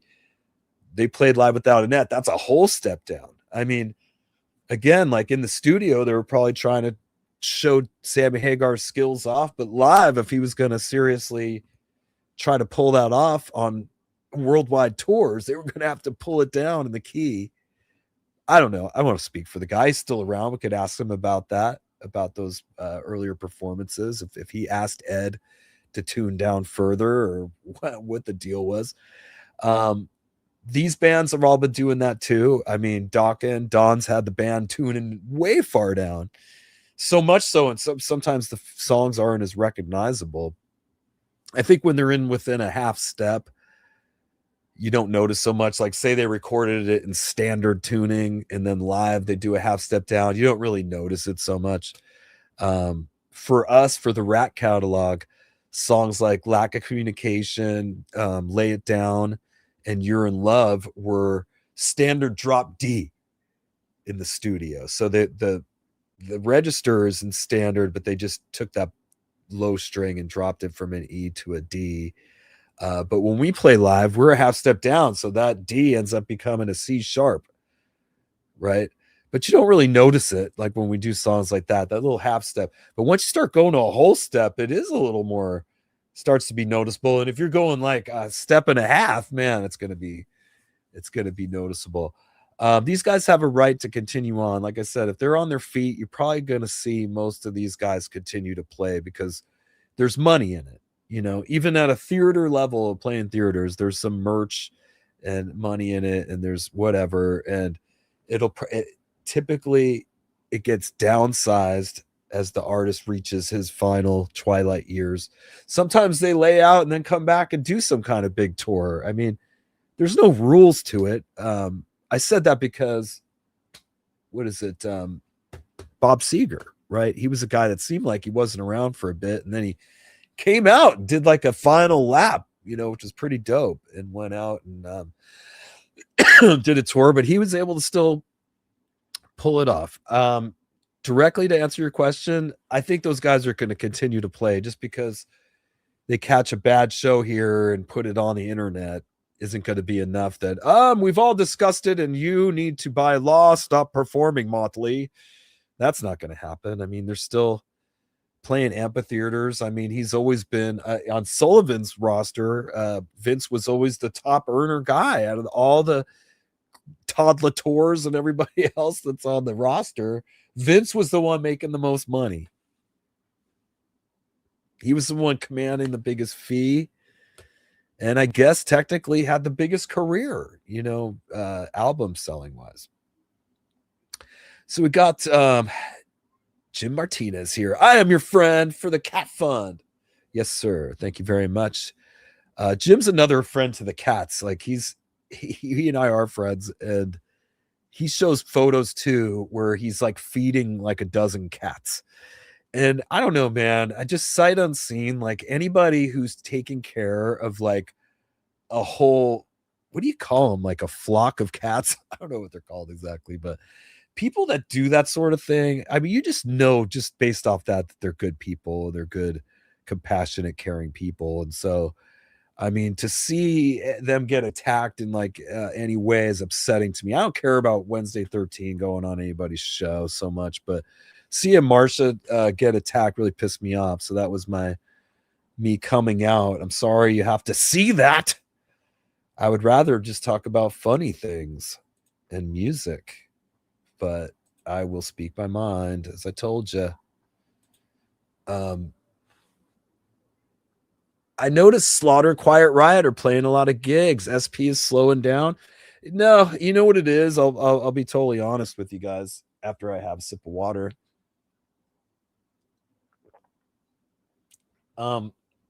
We were with Sullivan on his agency, Big Time Entertainment, with a lot of those bands, the Slaughters and the Vince and all that. And you know, Steven had a chance to work with IAG, which is a way bigger, you know, agency that handles like Metallica level bands. And you know, as I said, he's trying to work right now to get control of the Ratt name, and there's like court stuff going on, and all this like kind of hinges on that in a lot of ways, as you can imagine, like as far as his moves he can make and everything. And so right now it's like anytime you're bouncing between agencies, there's going to be a lull. And so 2026, that lull's like we're in it, you know what I mean? But the good news is at least we got a kick-ass record done in this time, and we'll make up for it next year. It just sucks because like I said, Steven's 70, so it's like I feel like each one of these years is worth so much more when it's the last years of seeing a good kick-ass Steven. I don't know how long he's going to go. Any of us could have a medical emergency and have a problem tomorrow or tonight. You know what I mean? There's no, tomorrow's never promised to any of us. You could get hit by a bus. You could be a 12-year-old get hit on the way to school. I've seen it. He didn't die, but it was still pretty gnarly. But you know what I'm trying to say. I mean, right now, like he wants to be out playing. He wants everything to happen because he knows that, as I do too, the hourglass has more sand at the bottom than the top. You know what I mean? And he needs to be out while he's still in shape and able to play. So let's hope we do get some more shows there soon. Believe me. Arkansas's in the house. Well, Gail Cantrell, thank you, dear, for being here tonight. Ratt was the soundtrack of my youth, Spicoli's saying. Just like my dude, the 80s era was the best. Yes, it was. T-Cuz, bro. I'm in the other LA, Louisiana. I had to miss that Lake Charles show due to work the following day. I totally would go and would definitely pay to get in. You are awesome to offer next time for sure. Yeah, definitely, T-Cuz. We got to, you know, chill for at least a minute and just have a laugh. Like, hey, you know, it's just cool. It reminds me of, I'll be nostalgic here, T-Cuz. Remember the movie Die Hard? When like, what's his name?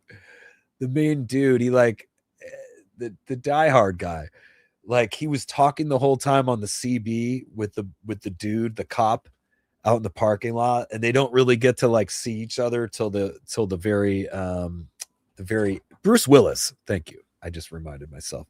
Bruce Willis doesn't really even see the cop's face till the very end when he comes limping out all bloody, and they kind of know, yep, you're the bloody guy. You gotta be the guy I was talking to, and you look like you got the voice of the guy I was talking to on the CB. Like, I think when we finally do meet, it'll be kind of like that. Maybe not as bloody, and I'll probably have shoes on. I won't have like bare feet with glass chunks in it, but I don't know. It could be like that. Let me see. Because those Richie Kotzen solo records are great. Outstanding vocals and that finger-picking guitar wizardry. Yeah, he's a monster, man. That his singing, his guitar playing, the finger-picking shit. I mean, he's a sight to behold for sure.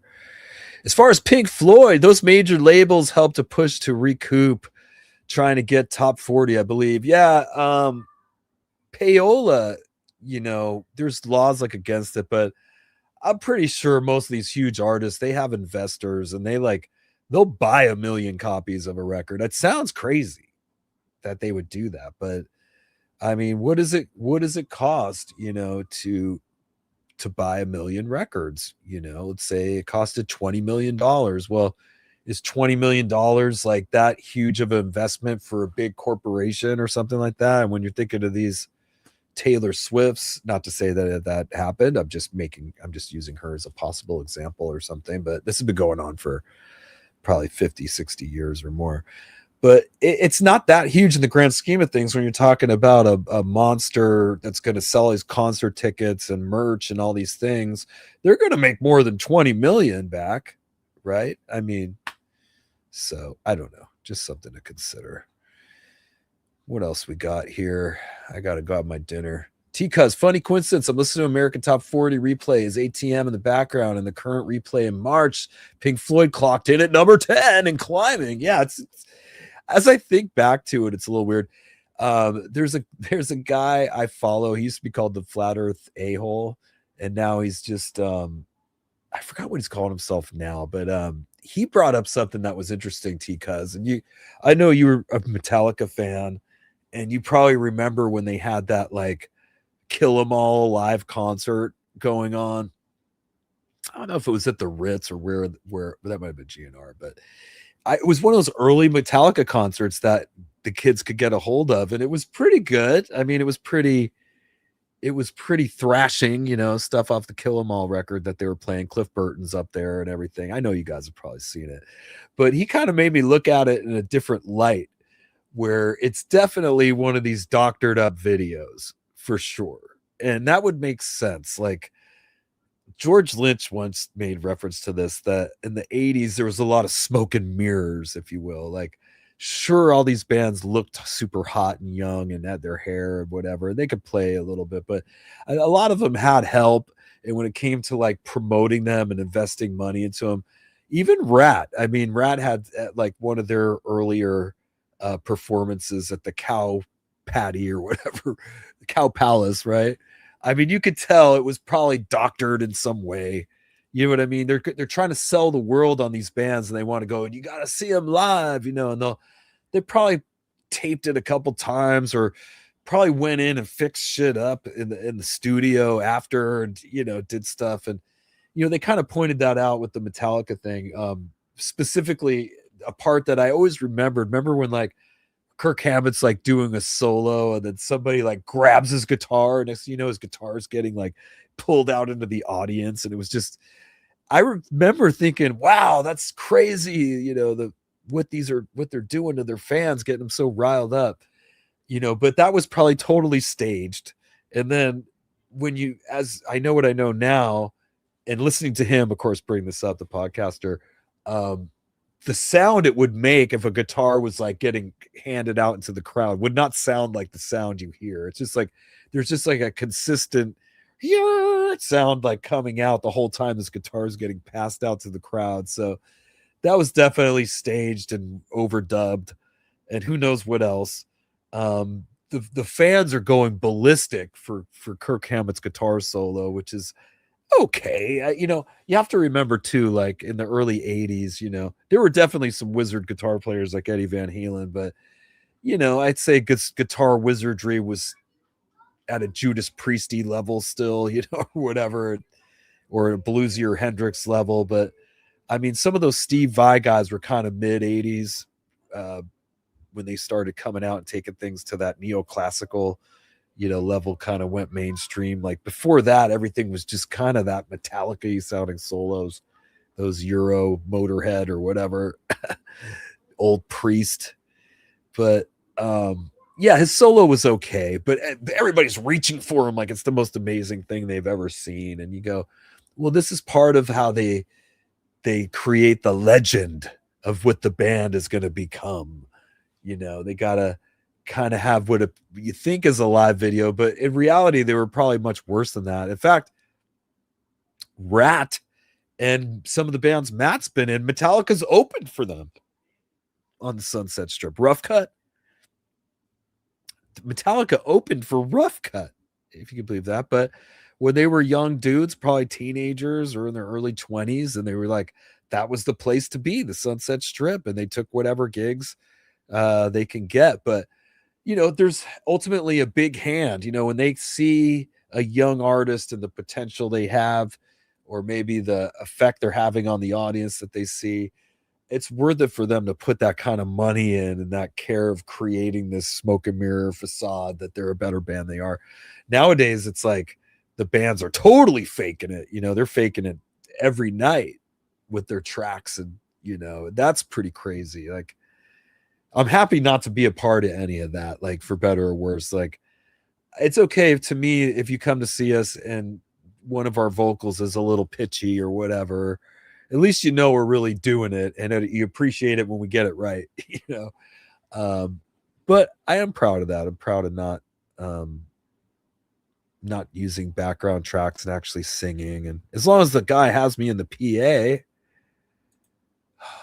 Skojo saying smash the like button. Yeah. And you got something to add in and you didn't get to be here live, leave a comment, or if you want to give a shout out in the comments, that helps the algorithms, right? Spicoli's saying a dime flying V would be cool. Yeah, I keep thinking it'd be cool to have a flying V, and that is Carlos's thing. But as I'm like giving myself how you go to buy a firearm, they make you have a 3-day cool down period. Like with the guitar, I'm like having a cool down period. And I've said, if I'm going to buy another guitar, it should probably be a Les Paul. But then it's like, should it be a good Les Paul, expensive one that I'm going to take out that's going to get thrashed? And I'm like, So now that's why I'm going back and fixing up all my other guitars. And maybe I'll start bringing these Charvels back out. Tony Reed, the killer musician for Most Generator and currently playing with Pentagram, plays the LTD Viper. Straight into his Rolla amp. Dude is like Prince of Stoner Rock. He plays everything. That's pretty cool. Jerome's here tonight. What's happening, Jerome? Thanks for being at the Fright Bite last night, as per the usual. Lee Ming Incorporated's here. Hello, Lee Ming. I'm sorry I don't have Dahlia's smashing symbol that she gives you when we enter the Ming. So everybody's saying hello to each other here. Let me get down a little bit. John Evans is saying he saw where Megadeth had to cancel a show at Showtime due to some extreme technical problems, and the crowd were super pissed. Maybe think of y'all's sound issues in Wisconsin. Yeah, that's funny, John. I thought of that too. When I thought of that, I actually sympathized with Megadeth a little bit, because they're definitely a band that's on the in-ears, on the in-ear monitors. They're a band that has gone ampless on stage, and it's so critical for them that if they can't get that right, I could totally see where they can't go out. I could see where a band like Megadeth that's now committed to doing it the other way. Steel Panther's probably another band like that too, the way their setup is. Like, they don't have the full stacks blaring amps like off the stage. So that would be a bummer. When we were in Wisconsin, for me, I had to just pull the ears out and go for it, old school. I mean, there was amp coming out of the amp. So, I mean, the monitors were just, nope, no monitors tonight. We just went old school with it. But yeah, there was a minute where I went, man, we might not play that show in Wisconsin. I actually used the song Wisconsin Death Trip tonight to advertise, which was pretty cool. Jay Lee wants to know what my number one dream guitar was and what its price was. Well, when I was super young, the Gibson SG really spoke to me, and those guitars were probably over $1,000 still, around $1,000 for an SG, maybe like $1,100 or $1,200. Now they're like closer to $2,000 dollars. I always kind of wanted one of those. I remember checking out a couple different guitars. The first like 80s kind of guitars I bought, one was a Carvin, believe it or not. If you guys remember the company Carvin, they were a San Diego company. They were here in Escondido, and like I kind of thought that was cool. And I would go to the factory and check out the display room, and it was funny because I was working by then. I remember one day I took a bunch of acid and went in there, and I had a bunch of money though, and I like they were gonna kick me out of there because they could tell I was on drugs or whatever. But I actually go, well, hold on, I want to buy that stack right there. And then I pulled out a big stack of cash, and I bought this stack, this carbon stack, which was terrible. Was not a good sounding amp. And I also had a guitar that they made. They like built the guitars there at Escondido. They were pretty well made. I should have held on that guitar. There was like a place I was squatting at with my girlfriend back then when I was a teenager, and the kid that lived there, the woman that let us stay there, had a son, and he thought I was cool. She told me, my son thinks you're so cool, and I was like, hey, give him this guitar. And I kind of did it also because she had let us stay there, and I was just kind of like a gift back. I thought I was being nice, and I ended up giving that guitar away. I had a Washburn guitar for a while, and I got that one because this American Music or whatever in Encinitas, the guy Bud that worked there, he let me have credit. Like, he let me do payments. Like, he knew I was a kid that went to school nearby and whatever. He took a chance on me and he overcharged me for this guitar anyway, but I did payments, and I had that one for a while. And then I got the Les Paul that you see today, that 1992 Les Paul Studio I got by the time I was 19. That was the studio models of Gibson guitars that were like the first working man priced guitar, because I couldn't afford a standard. That was like $1,500 or more back then. And they offered for like $700 or $800 this studio that didn't have the binding. It kind of didn't have maybe the full exact paint job that the nicer ones had. But it had the guts of a Gibson, and that particular one was really kind of sought after, and was built like a tank. And I play it today. Like, I've had it on stage with Piercy for like the last year. But the frets are a little dinged up. It's time for me to get a little something else. I'm definitely in the market. I'm thinking about having a garage sale here and starting to get rid of a few things. I do have a Flying V guitar that I'm probably going to sell from Schecter. During the pandemic, I bought this Schecter Flying V, and I just can't make the guitar work for me for some reason. It just doesn't feel right to me, and I think I'm going to let that one go and maybe put that towards something better. Jojo, Crawdaddy Eric, what's your take on some of the guys still trying to work, even though they're obviously tarnishing their legacy? DLR Vince Neil, for example.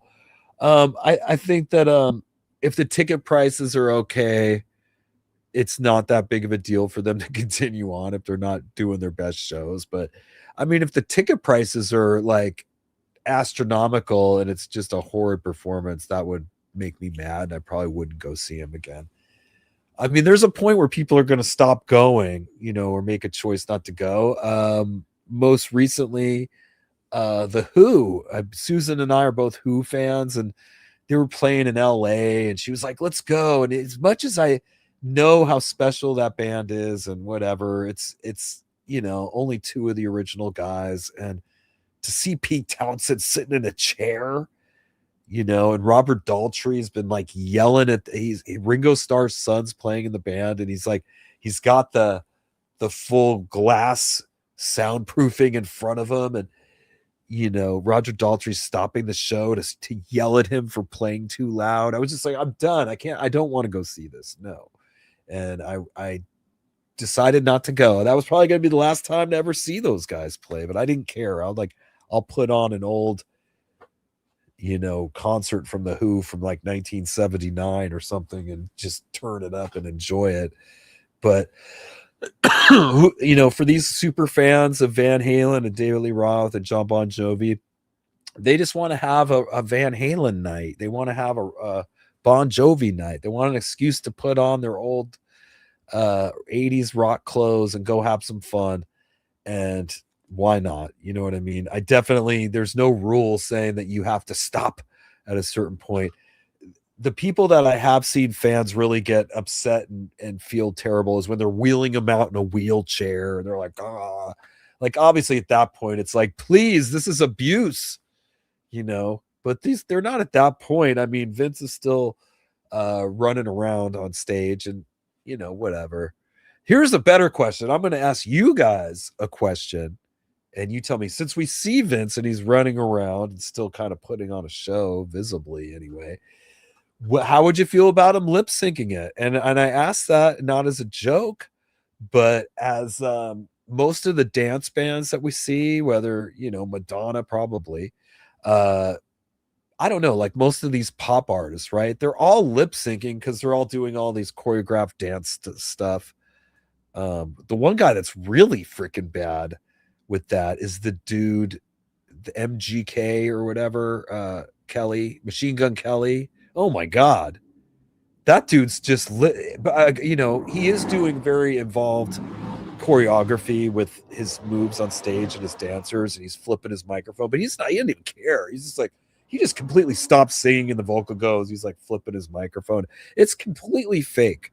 The whole like vocal performance is completely fake, and he's playing arenas and stuff. So with that said, if they said, okay, look, Vince, we're going to just blow in your vocal, and if you could just kind of sell it and just be out there, and he's making the appearance and he's running around and you're hearing a better sounding Vince through there, would you be okay with that? If it was the band playing live, Tommy's playing the drums, John 5, I guess, is playing guitar, Nikki 6 playing the bass, sweat emoji, but Vince was blown in, would you be okay with that? Would you then go to the concert and have a good time? That's my question back at you, since your questions all seem to be, should these guys give it up? Should they have a tape ready to go? I think Ozzy did that a lot. Do I remember KGB? Of course. The coolest thing about KGB FM was they would do a Sky show in San Diego at Padres at the old Jack Murphy Stadium. And that was like the end of an era in the 80s. Just it was concerts for a while that they'd have, and then they switched it to where KGB would just have music, heavy metal music. They would blare on the speakers and they would do a big fireworks show and everything. It was just a cool like July thing that would happen. And of course I remember KGB. And it was also funny because it was the height of the Cold War, and like I thought it was funny that like it was called KGB, and like the CIA or whatever of the Russia is the KGB. And so when I first moved here and saw that station, I'm like, KGB, what are they, Russians? Mike Westfall. Is there anything you collect from shows as keepsakes, like picks, drumsticks, and really anything? Yeah, sometimes I do grab that sort of things, and they can end up in the mystery box. Ask Marsha. She might come across some of those, and you can ask her what she got in her mystery box. But yeah, sometimes I get picks from the other guys, and potentially drumsticks or some cool posters from a show. I kind of pulled out a poster from the whiskey. We had sold out the whiskey a couple of years back. I mean, not the greatest feat. It's not that big of a place, but it was like a New Year's Eve show, and a few years back, I think 2024. And I kept the poster from that. Skylar has demand. He wants to hit the like button for me. Well, thank you, sir. I appreciate it. RDT's in the house. RDT's a dude. I know that. Sorry, I'm late to the party. Hello, everyone. Hello, RDT. These are all the regulars here. John Evans. Yeah, Dahlia's certainly gorgeous and is perfect. Oh, natural. Man, she nailed the weather last night. Yeah, she's the weather thing's super cool. Like I didn't get it at first, but like it is pretty cool. That accent, the Siobhan O'Rain's accent. And I mean, that's the nuttiness that the freight bites become. It's kind of, it's trippy and it's off the wall, and I love it. And I think it's going to continue to be kind of like an hour long weird show. And then the last half an hour is like the Wheel of Misfortune, doing the giveaways and things like that for the last 30 minutes. That's like a 90-minute show. Like this one's going on 2.5 hours right now, which is cray. I'm getting ready to call it a night here. Are we kind of down to the end of it all? It's looking like it. Yeah, we're throwing Twitter Jesus. Allegedly. It's not allegedly, though. I mean, when it comes to solicitations, I have them. So Vince needs to take a break. Well, it's never too late to work with vocal coaches. But I mean, there's also some compassion, when somebody's had a stroke. I mean, I'll tell you what, I'm definitely on the list for something like that. You know what I mean? Having heart disease, it's possible at some point in the next decade or two, I could have a stroke and maybe not play guitar as good as I can right now. And if I am out there trying to do it, I hope you guys cut me some slack. You know what I mean? Some days I feel like I've had a stroke if I haven't practiced in a while. Jerome loves Iron Maiden. Revelations is his favorite Maiden song. That's totally awesome. Yeah, I have a soft spot for Iron Maiden. They were just kind of like my introduction to heavy metal in a way, like their first videos and stuff. I had that VHS tape. I used to rent it. I loved it. I didn't own it. I actually would rent it. I'd rent the Iron Maiden, the videos, and it was just super cool. It gave me a weird feeling watching them, but heavy metal was just so cool and new. Shoto has 3 cats and 2 of them are rescues. That's awesome. Yeah, cats are very, very special and good to have in your. I don't know for sure, but I've heard they ward off evil spirits, and I believe it. I mean, when you think about the Egyptians, how much they worship cats. I mean, they had to be onto something there. Jody, is the Stephen Pearcy band going to add some shows this fall or winter? Looking forward to seeing that young man play. Young man, we lost the Village people. The black dude died, which he was my favorite guy. I'm sorry I don't have his name on tap. He's a very soulful singer, very good, and that's sad that he passed away. He was my favorite Village person. And yeah, I think so. I think something will happen. I'm very much hoping there'll be a fall run. I need it. I mean, there's enough shows that my rent will be paid or whatever, but I have to be pretty frugal. That's why I'm shopping on eBay for my clothes and stuff and not really going out and cooking all my own food. You can ask the via extraterrestrial here saw me buying all my food at Winco. He knows I actually do shop there. He went to the show with the whiskey. It was great, except the lady kept talking loud during the concert. It was way annoying. Oh, yeah, that could definitely be annoying. One thing that's annoying is when I watch a live performance of us and it sounds like we sang really bad, but it's actually somebody there next to the camera that's like a fan in the audience singing, and it makes it sound worse. Anyways, John Evans, Steven, the casino is sweet. I've got a Riviera and a sparking Burgundy. Eppies are awesome. Yeah, there's been some really great Epiphones. The guys in the project all play Epiphones, believe it or not. And Dennis Hill's like a great guitar player. He's a guitarist for Face to Face. He has that 59 Epiphone, the gold top, I believe, and he loves that guitar.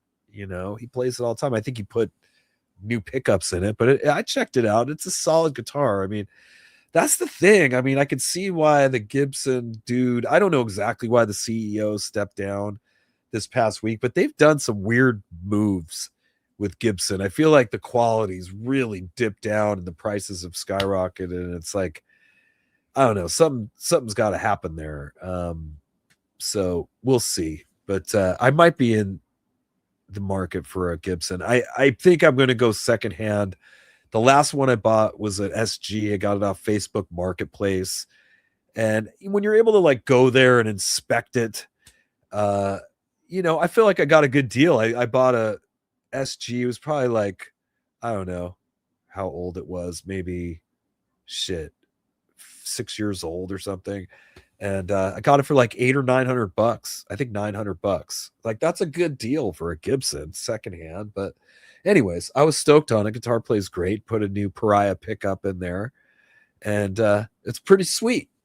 And I think I would do something like that again. I would save on the tax. It's like most of these people that sell. There's so many rich people in San Diego, and it's a very climate controlled, city, right? rich people that buy that Les Paul because they're a doctor or they're whatever, they got a big job and they throw 5,000 down and buy this guitar. It just sits on the wall or it just sits in their house, and eventually they sell it for 4,000, and then somebody potentially like me could come and purchase it and not have to pay the tax, and just you get all the paperwork the guy has and everything.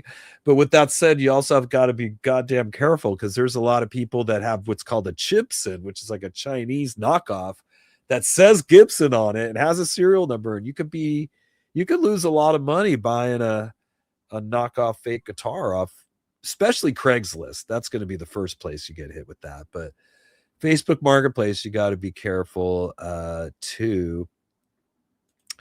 Says Steven's not doing a paid meet and greet for Gatlinburg. Any suggestions how to meet him? I'd say stalk him at the hotel. I don't know. Everybody probably stays at the same hotel there. You could probably go and stalk everybody. He smokes. That's his downfall.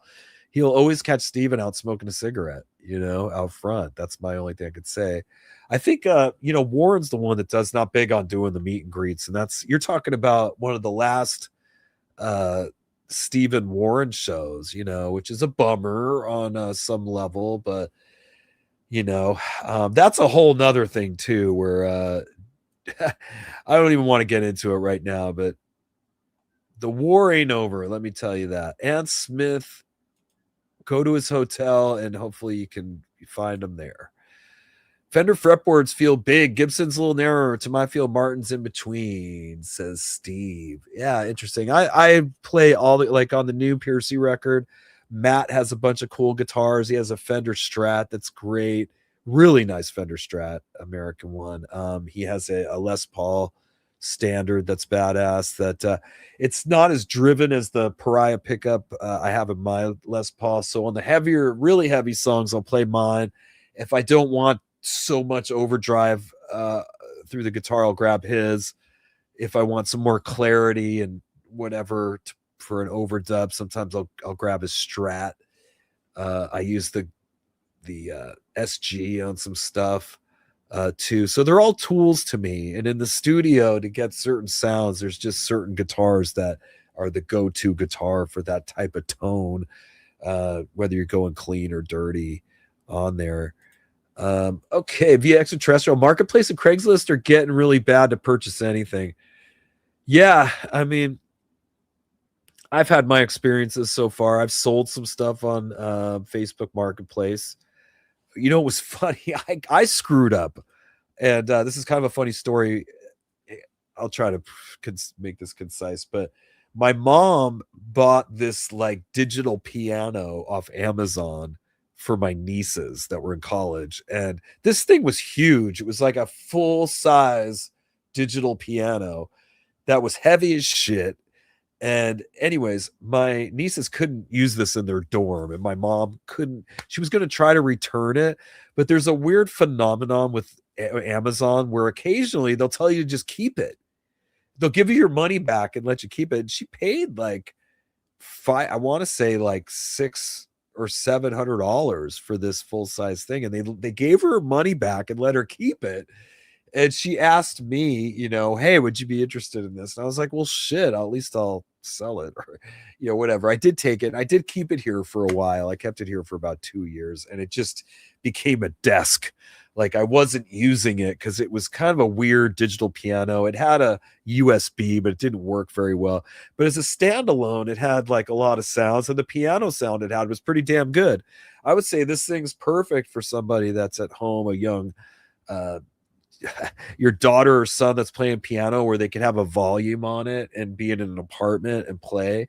It was great, and the keys were weighted and felt like a real piano, so it was quality.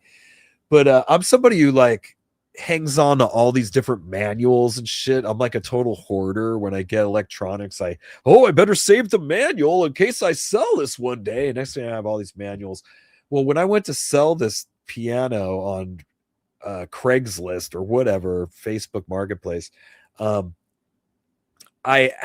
called it something it wasn't, because I had the wrong manual. I had the manual for this Impact GX61 Nectar. Nectar makes this MIDI keyboard that I have right now in front of my face that I use for when I'm programming drums or doing some little minor keyboardy synthesizer stuff. It's like it only has 61 keys. It's not a full 88 size keyboard. And I gave her I said it was a Nectar, and I sold her this thing. And man, she called me out. I don't know what you're trying to pull. This isn't a Nectar. And she got all mad, and I had to give her money back. I ended up selling it to somebody else. It was an innocent mistake. But I've sold stuff on there. I'm getting ready to sell a bunch of other stuff on Craigslist. I just have too much shit here, and I just have to start downsizing and maybe even selling some old Levi's and stuff like that. Steve Steve Lasley saying, Chibson, watch out for sure. They can be good, but they can be a knockoff, bottom line. Yeah. Well, that's what Epiphone is. Like, they knocked off their own brand. They're like, if they're going to be knocking us off, let's knock off our own guitars. We'll own those too. And anyways, but Rico B, hey now, it's humid in San Antonio. Yeah, we're going to get into the humid, ugly months. Ohio's had it bad. Zachary the Attacker, he's in the house. He has the same Nectar. He finds the keys to be a little clicky. Yes, they are. They're not. They're kind of clicky, and this thing's okay. It's okay. It gets the job done for what I got to do. I mean, we got a good amount of people here tonight, but I got to go, guys. I'm hungry. I'm going to have some dinner. I thank you guys for the super chats tonight. That was super cool. I'll see you next week for the Fright Bite. We'll have fun at that. And I just appreciate all you guys. And be cool, be kind, look out for one another, especially the good cat people out there. Anyways, have a good night, everybody. Thanks for hanging out with me.